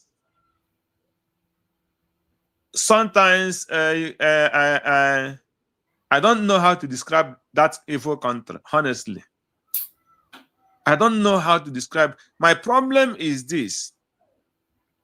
Listen to what this foolish man is saying, that if they jail Nnamdi Kanu, the international world will hear it. What will international world do? The international world that now that even this one we are talking every day that America is hearing the about the killings of the Christians, the genocide. They talk now. They talk. Any action? What can they do? So that is my take in all those things. Because when we are here killing ourselves, who went to America to report, and America is aware about it, the only thing they would do is to if they sanction the politicians not to come to America, what other thing is? Nothing. They will continue killing them. After all, the Boko Haram and all the bandits have given the Christians in the north mandate to evacuate from any part of the north. So, did the Nigerian government do anything about it? The answer is no. What will America do? So, those people who went to America, I'm not saying that people should not go and lay their case to the international community, but as you're laying that your case in America, in Britain, you rise up on your own and fight for your people. That is what I'm saying. Going there, America can never carry the gunner jet to come to start bombing Boko Haram in Nigeria. It's not possible. They will not come. So, given the sanction, the highest sanction they will give is only the same mass people that will still suffer it. So, except if they start repatriating all the politicians, all their children and their families, seize all their properties in abroad, that is when I will know that they are serious. But they will not do it because they know if they go to that extra mile, those politicians will not steal money to bring to them anymore. And they want them to be stealing and bringing the money to their countries. So who is fooling who? If America is serious, let them start with all the whole politicians in Nigeria, deport all their children, send them back, let them go to Nigeria and start going to school in Nigeria, attend the universities, their primary, their destiny. Let them seize all their houses they bought in America, in Britain, in any part of Europe. So let us know that at least they are serious. Not the way you come, you put sanction. That sanction, it will not harm Wike. The sanction will not harm Tinubu. The sanction, the only sanction it will do, it will hand them is when you stop them visa from coming to America. They go to Dubai. They go to Europe. Europe is more corrupted than Nigeria. So they come to Europe and go for their treatment and all those things. So maybe people think they are afraid of America sanction because of the government. No, or because of the masses. No. They don't want America to sanction them for traveling to come to America or sanction them against medical treatment and visa to come to America. That is only what they are. You see them going hector-scatter this time around. So let America deport all the politicians from local government to the president, seize all their properties in America and in any part of Europe. Then I will know that yes, they are serious. Then he will know that before any politician do anything in Nigeria, he will think twice. But they will not do it because, after all, they are bringing economy, dollars and pounds to their country. They will not go to extra mile. So all those, whether they do anything, for me, it makes no sense. So that is why this one, all this trash this man is talking here, I don't even, anytime I see him on any program, no matter what he speaks, I'm always angry with him. Because this one, tomorrow he will talk this one, tomorrow he will say that they kill Nnamdi Kanu. So this kind of this kind of people is this. For me, I put him in the scale of Fane Kayode and Rino Omokari. That is where I put this man, because I don't know where to balance him, where to put him.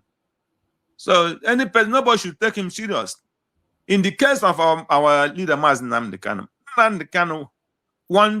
let the world know what is going, because Malami come announce that he worked with international Interpol and arrest Mazi Nnamdi Kanu. So let him come to the court and tell the court how it happened. Yes, so. Yeah. So because the judge said he didn't know that there was no evidence. There is no evidence to show that Nnamdi Kanu was deported from Nnamdi Kanu was kidnapped from Kenya. So there was no evidence. The judge, he just came from Moon. He didn't know that Nnamdi Kanu came into Nigeria illegal. So Igbo from Moon.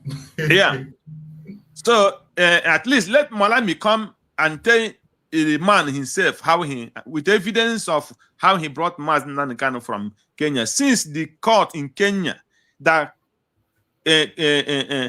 criminalized the way they brought Mazi Nnamdi Kanu to Nigeria is not enough for the judge as a testimony, as a witness. So he wants a pure witness. Nnamdi Kanu that was kidnapped will come and tell him, show him evidence. Which evidence would he want? Which ticket did Nnamdi Kanu bought for coming to Nigeria himself?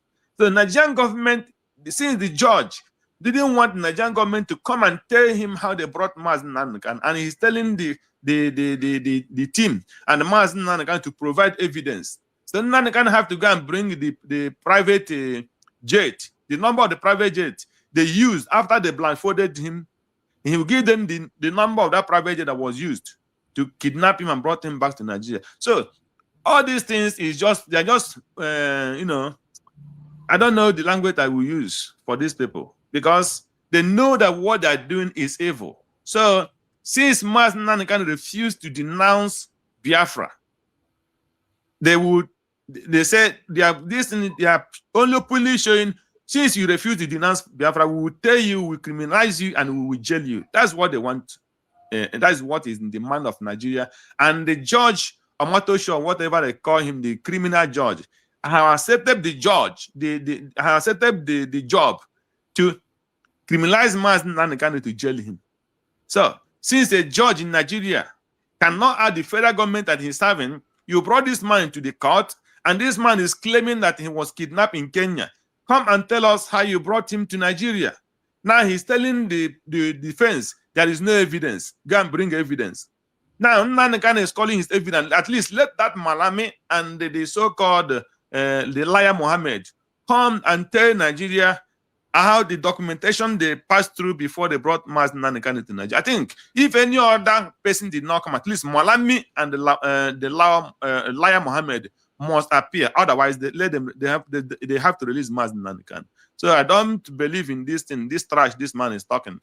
Tomorrow he will defend the Igbo. Tomorrow he will be against Mazi Nnamdi Kanu. And next minute he will say kill him and clap every eye pop. He said Biafra is a nation that never was. That never was. So these are the people you'll be talking. I will come in to talk something about them.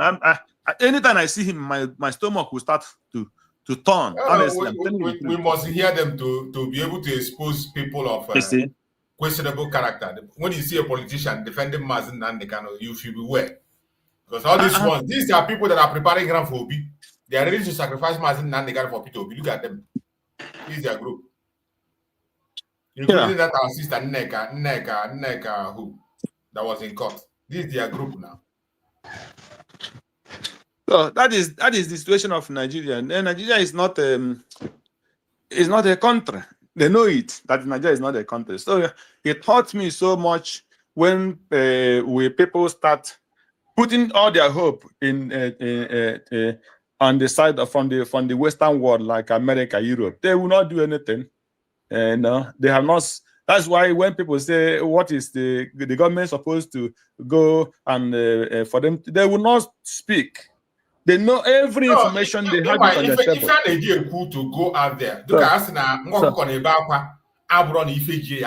no call Hanu. Some of them are pretending and say they didn't hear. They didn't hear. The information are out there, so we need to keep bombarding them. You never can tell. Every information they have it. But what is holding them is what they are gaining. What they are gaining is what. Look at what is happening in Nigeria. Look, during this instance happened during the time of what do you call him? Buhari. Buhari and the American president Obama.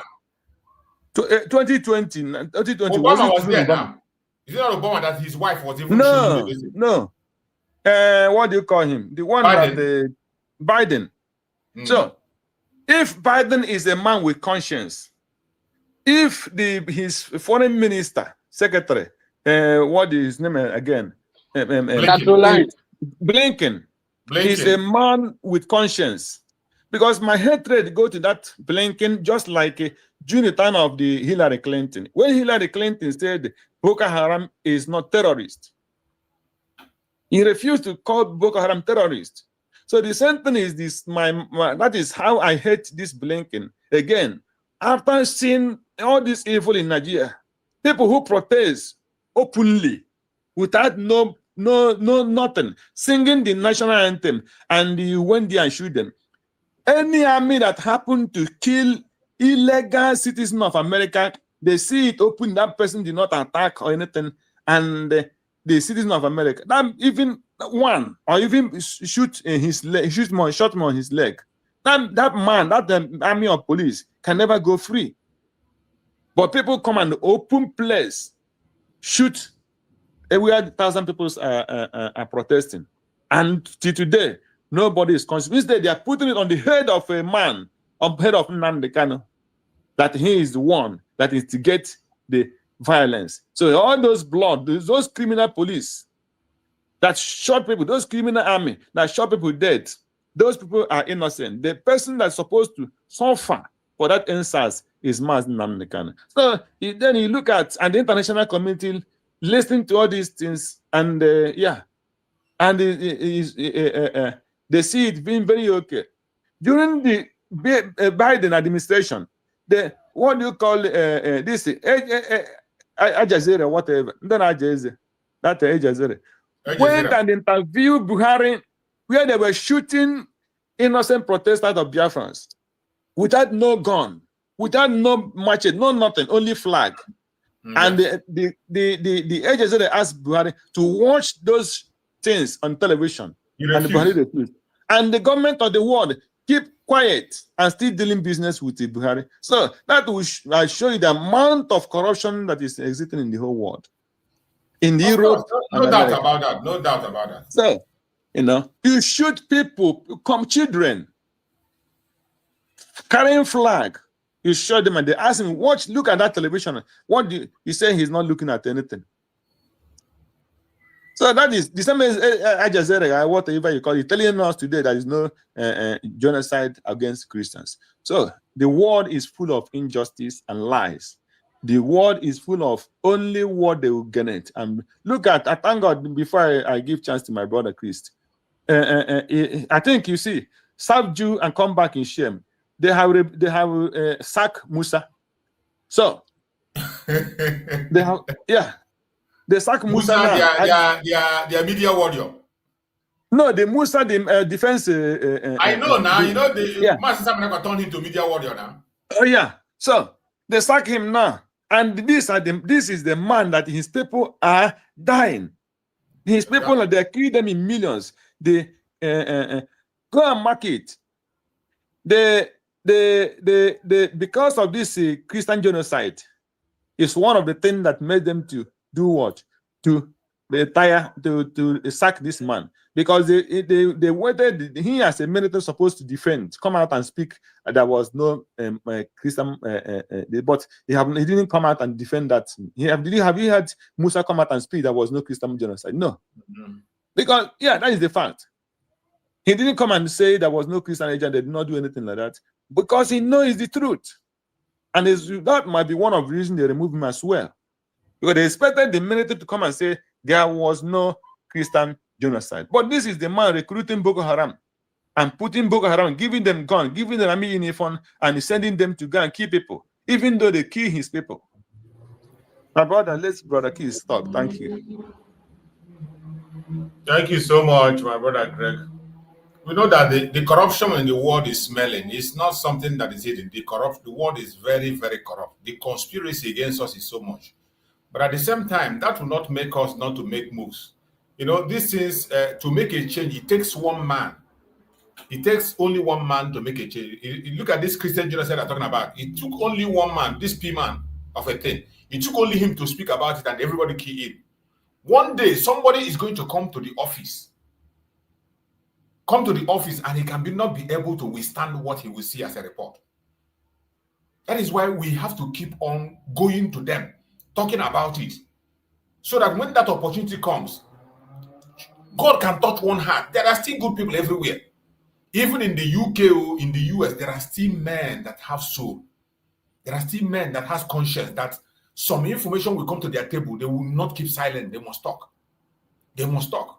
So that is why we must have to we will continue going to every offices. This Western world, continue to disturb them. Whether they will hear, whether they will act or not, because that opportunity must present itself. When that opportunity comes, they will key into it. Just like this Christian genocide. You saw the opportunity came, and they see that is the only way they can be used to do what they do, and they keyed in. Immediately that P-man talked about it, everybody now is talking about that Christian genocide. The same day, the same thing you are saying, one day, somebody, the Pharaoh that does not know Joseph will come and things will change. One day, somebody will enter that office. The only thing he will see there is this Biafra issue that is there, Biafra, every time Biafra. What is actually happening? And they will look into it.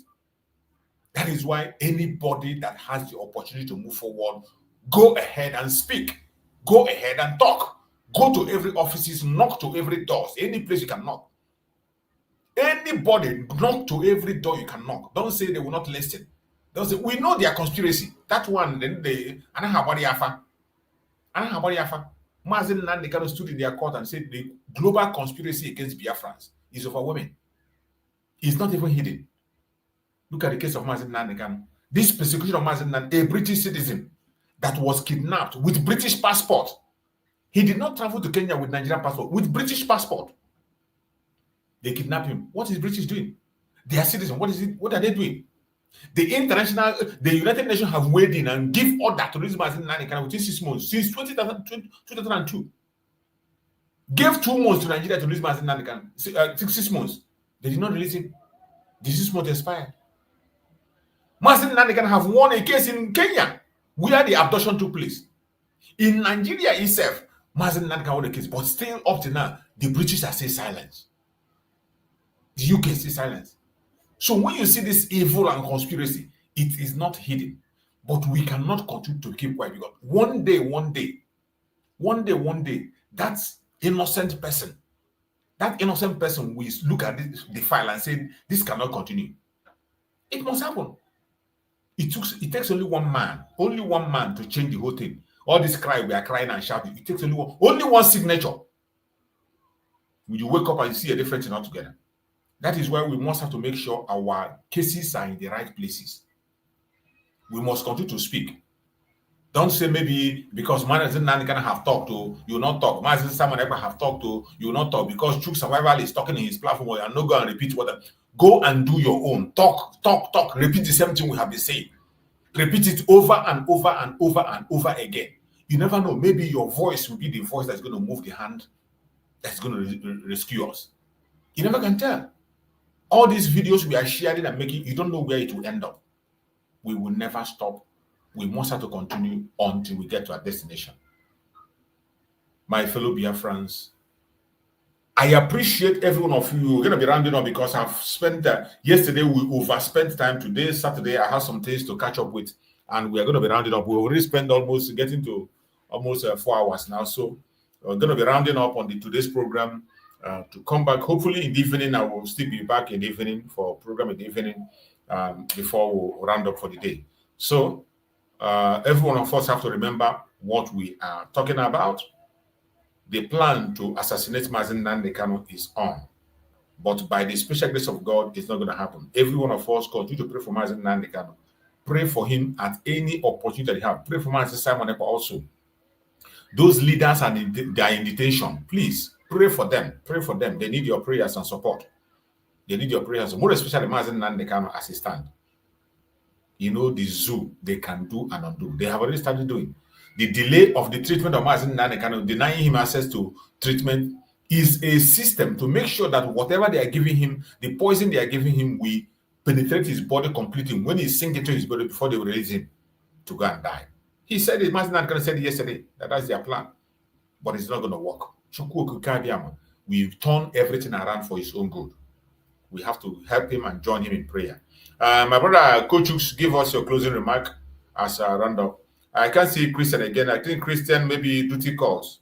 My brother Christian came in briefly and maybe his work or duty call he left. So Coach, if you are still there, give us your closing remark, Coach. Yes, Mazi.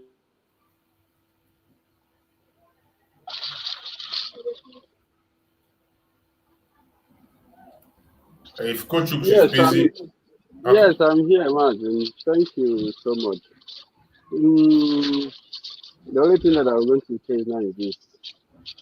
Mazi Nnamdi Kanu have said it before now. Like they should go and serve the zoo and come back in shame. Because every one of them that is working for the Zoological Republic of Nigeria today. They were not going to say they did not hear what Mazi Nnamdi Kanu said. And at the same time, all these people that is shouting, most especially those 23 people that Mazi Nnamdi Kanu talk about, mention, most especially those ones that come from Southeast, most of them that come from Biafra land, they are working against Mazi Nnamdi Kanu today. But they should forget that once they come out of that office, just like what the other man said, that Biafra does not exist or something like that. What he's trying to tell me now, you want to tell me that Babangida is now superior to him or what? Babangida is now superior to him as well. Okay, just like white man enter Nigeria, can't give you people name. For like sure, what she even call her name? Give you people name that you people are bearing. You people that call yourselves indigenous people of a country where there is over 200 and over how many languages that is in here in Nigeria.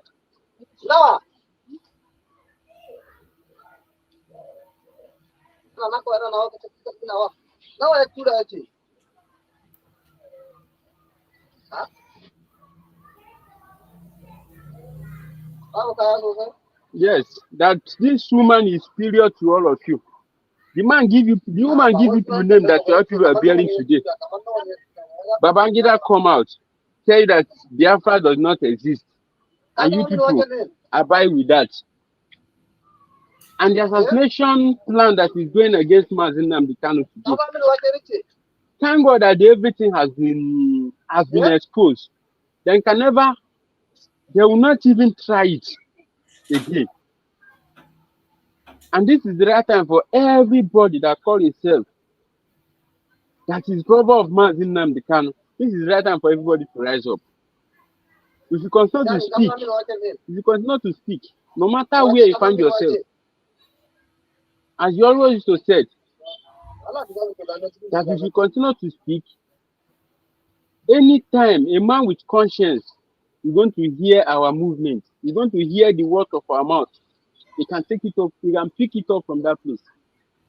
And by then, everybody is going to know what you have been crying for. Mazi Nnamdi Kanu is DSS dungeon. Mazi Simon Ekpa is in Finland. And all of them, they are fighting for our freedom. If Mazi Nnamdi Kanu did not believe what he's doing, did not believe on what he come to this world for, he could have collected money from these people and go back to UK that he's staying. But because of that, this Biafra that we're talking about, the divine mandate, which is the work that they give Mazi Nnamdi Kanu to come to this world, to make sure that he's still in people. That's the reason why he's still standing strong today. Just like Jesus Christ, when he comes to this world, Jesus Christ knows that he's coming to this world to die. That's the reason why he stands strong. To the people that he's trying to save, sell him out. Mazi Nnamdi Kanu, the same people that he's trying to save, that sold him out right there in Kenya. And the same people that he's trying to save, that he's going to provide the private jet that they used to bring Mazi Nnamdi Kanu from Kenya down to Nigeria here. Are they going to say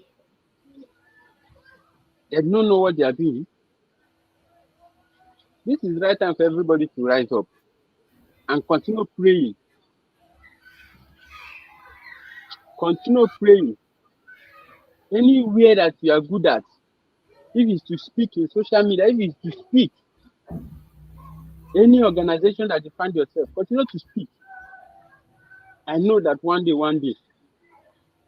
as Mazi Nnamdi Kanu also said, that is the last miracle that Chukwu Abiyama have destined to happen. Mazi Simon Ekpa said, you are going to sleep as a Nigerian and wake up as a Biafran. That is where we are going to now. And every one of them that is involved of that NSAS killing, one of them is among the witness that Mazi Nnamdi Kanu call up. He will come and tell the whole world. He will come and tell the court the reason, who is the person that authorized that shooting that happened in Lekki Toll Gate that very day. And the other man, what is that his name himself? This is the right time for every one of them to know that some of these people is not working for the betterment of Biafrans. Nnaya Baribe, look at what he said. When he said, allowing Mazi Nnamdi Kanu to speak for himself in that court, it's just like to just on a radio Biafra in the court. What is that trying? That is a signal again that is trying to give all these janjaweed. Maybe in the next court sitting, they're not going to allow anything, any open trial of Mazi Nnamdi Kanu, how they do it before, that everything is going to be closed. We should continue to speak it, because this is the right time. This is the right time for every one of us to speak and pray for Mazi Simon Ekpa to come out, because he is the only one that understands the language of all these janjaweed. Thank you, Mazi Chus. I pray that you will continue to strengthen you and strengthen the whole Biafrans that is standing for the truth and for the betterment of Biafrans all over the world. Thank you so much. Thank you so much, my brother Kuchuk. I appreciate you for your word of advice for the Biafrans. We are speaking in one voice and we are concerned about our freedom, our security, and our unity. When we continue to speak, no matter what the enemies do, we will continue. Fevora, you are there. If you are still there, Fevora, give us your closing remark as we round up. I know you are at work. If you can't be able to speak, I can understand. We've tried and we've rounded up for today. So let's hear from our brother Greg. Bro, Greg, give us your closing words. Give us your closing remark so that we can round up. Bro, Greg, if you're still there. Yeah, Mazi. Okay. Give us your remark. Yes, Biafrans, I think my closing mark is what we have to do is to back Mazi Nnamdi Kanu in praying. I believe in that prophecy that says Mazi Nnamdi Kanu will not die in prison. He will come out as a hero. Yes. Every day I pray and I want Biafrans to hold it. When they give prophecy for you, you back it with prayer. That he will not die in prison and he will come out as a hero. See? And I believe in that very prophecy. So anything they want to do, as long as God being alive and be on his side, victory is assured. But we have to fight for it. Like Jacob. When they give prophecy about him, he pray, he fight it out on his own. So this prophecy is for us, because Mazi Nnamdi Kanu is not outside to hear that prophecy. This prophecy is for those who are outside, and they are the ones to pray for that very prophecy to come out victoriously and as a hero. No matter what they do, he can never die in the dungeon. It's not possible. So that is my listening to Biafrans. Every day, everybody, in the morning, in the evening, in the afternoon, remember him. He will come out as a hero. So my greetings to all Biafrans. My greetings to Dr. Ngozi Arabeza and all the cabinet. I urge you to do every necessary thing you can do as a human, because our battle is God's battle. But as a person, we will do what we're supposed to do. And I pray that God will continue to lead you and help you people to do the needful. My greeting to all Biafrans and Mazi Chus. May God continue to strengthen you to continue doing the little you can. And as we all come together and do the little we can, then God will move his mountain. Thank you, and God bless Biafra. Thank you so much, my beloved brother Greg. I appreciate you. for that wonderful, wonderful conclusion, words of prayers to all directions. Every one of us, we must remember that prayer is the key. We must not overlook prayer. Prayer works wonders. Prayer is very important. We pray and we go to work. That is different. We don't pray and go to sleep. We pray and go to work. So you have had the advice from our brother. We should pray to all our leaders. Put them in prayers to succeed.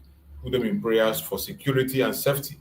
I pray that Chukwu Kabiama will guide us, protect us, and lead all of us to our destination. No matter what the enemies are doing, no matter their propaganda, no matter their blackmail, no matter their attack, we shall overcome them. We shall overcome them. We have come a long way, and this is not the time to go back. So, my fellow Biafrans, I appreciate every one of you. You can see some of the informations I'm sharing there. These are some of the updates I saw from Arise TV. It says, how police connive with Kuje magistrate to bundle Sowore to prison, drive judge away to prevent him from signing bail bond. This can only happen in Nigeria, where police will drive away judge so that the judge cannot sign a bail bond for somebody. This is what they did to Sowore. They drove away the judge from his court. They drove him away so that he cannot sign the bail bond for Sowore. This is again, many people have seen the video of this girl that was kidnapped. This is a dog girl that was kidnapped. Finally, she has been rescued. She has been released. I believe they paid the ransom. You know, they will not write it, but when you look the write-up, you know they paid ransom. Say, kidnapped Edo woman, regain freedom after 2 weeks as police snub rescue effort. The police snub rescue effort. So the only thing that must have released this girl now is ransom. That ransom have been paid. Who are the kidnappers? It's not police and the army. Thank you, my brother. Since I've been saying this, since 2012, I noticed that every kidnapping in Igbo land are done by police and the army. I'm continue saying it because I witnessed it. 100%. They are all involved near their station. You told the story here one day now. They are all involved. No. They are all involved. You see? So when you hear this right up, they say he kidnapped a Edo woman, regained freedom after 2 weeks as police snub rescue effort. But they will not tell you that they paid ransom. You know, in their media, they have restriction. They have what they will tell them to write. Don't write this, don't write it. That is why they didn't write that part. They just tell you that police snub rescue effort. So the only thing that must have said this girl that you see here now is just paying ransom. They have paid. And that is how Nigeria sponsor terrorism. This one is still demolishing people's house. It's still in demolition as we speak. Owodoshoki demolition victims accuse Lagos State government monarch of propaganda, bribery, and compensation exercise. You see? That is it. Only in Nigeria. Bad news. That is what you hear. To be serious about insecurity, if he refuses to remove illegal, competent IGP Obotekun Sowore. See? Should not serious about insecurity. Is he serious? He is not serious.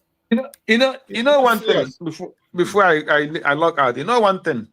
Yeah. Because of the every day for how many years now? For more than 15 years, there is no single day you will go to any Nigerian news that you will not hear killing, kidnapping. Bad news.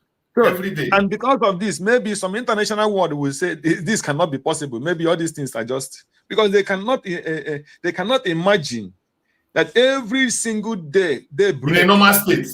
In a normal state, you hear that. You're right. It's not possible. It's not believable. So, some people will not believe it. Nobody will believe it. It's not believable. Yeah, but it's true. Yes. It's true. Then they will be asking, how can all these things be happening in a normal human being and they still keep quiet? So for them, they cannot believe it. But it's true. It's true. That is one of the reasons they look at us as if we don't know what to do. They'll be imagining, how can in a state that have military, in a normal state, every day, you go to their news, kidnapping, every day kidnapping. It can't be true. It can't be true. Because they know it is not normal. But for Nigeria, it is a normal thing. They have accepted it as a normal thing. It's a normal activity. Oh, God have mercy. Thank you, my brother. This bad news. Once you go, look at this one now. They are shooting. This is the place they go to demolition. Oh. They went to demolish people's house by force and they are shooting. Just imagine. They are shooting with arms, so they shoot to drive people away to demolish their house. You see, this is happening in Lagos State. They go to demolish people's house and they begin to shoot.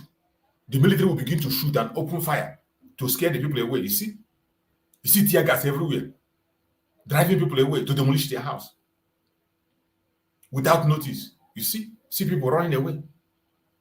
This is a country you want us to be part of. God forbid. God forbid. Nigerian police abduction of Showore is blatant assault on democracy. You don't even have democracy. Talking about assault on it, you never had democracy. There was never ever any democracy. So finally, all Onanyash done the open, and that is it. I think we're going to stop it here so that I can be able to run. Thank you so much for being with me on this very program today. I appreciate everyone that has participated on this program, wherever you have joined us from. I thank everyone that have been part of this program. I appreciate you. I'm going to be back again in the evening. If you have time, join us for our evening program. We have an evening program by 5:30 p.m. Biafran time. 5:30 p.m. Biafran time, we have our evening program. So if you are free, all you have to do is to join us and touch your notification bell. Touch the notification bell. Click like. When you give a thumbs up, you touch your notification bell so that you'll be notified. Whenever we come online, you get notification and you will join us. We come here at least 5, and it is 1 hour program. The evening program is 1 hour. At most 1 hour, we are done on the evening program. So try and join us in the evening, 5 p.m. Biafran time. Subscribe if you have not yet subscribed. Share the video if you are not shared. Click the notification bell so that you'll be notified whenever I come online. Thank you so much. I pray. May Chukwu Okike Abiyama guide and protect every Biafran in Biafra land, more especially. No accidental bullet will touch you. No kidnapper will see you. No evil man or woman will get hold of you. Every one of us living abroad, we pray for security and protection. Wherever we go, we pray for provision. We pray for guidance that we should continue to move on the path of freedom and the path of safety. We also pray for all our leaders, all the leaders of Biafra. We pray for them, more especially our supreme leader, Mazi Nnamdi Kanu, and our prime minister, Mazi Samanekwa, who are in detention. We pray for their safety and security. We pray for divine strength. We pray for divine healing. We pray for divine security. We pray for divine guidance. May Chukwu come and guide and protect them. Thank you so much for being part of this program. I appreciate every one of you. I wish you all a very happy weekend. See you once again towards the evening time. Stay blessed and bye-bye.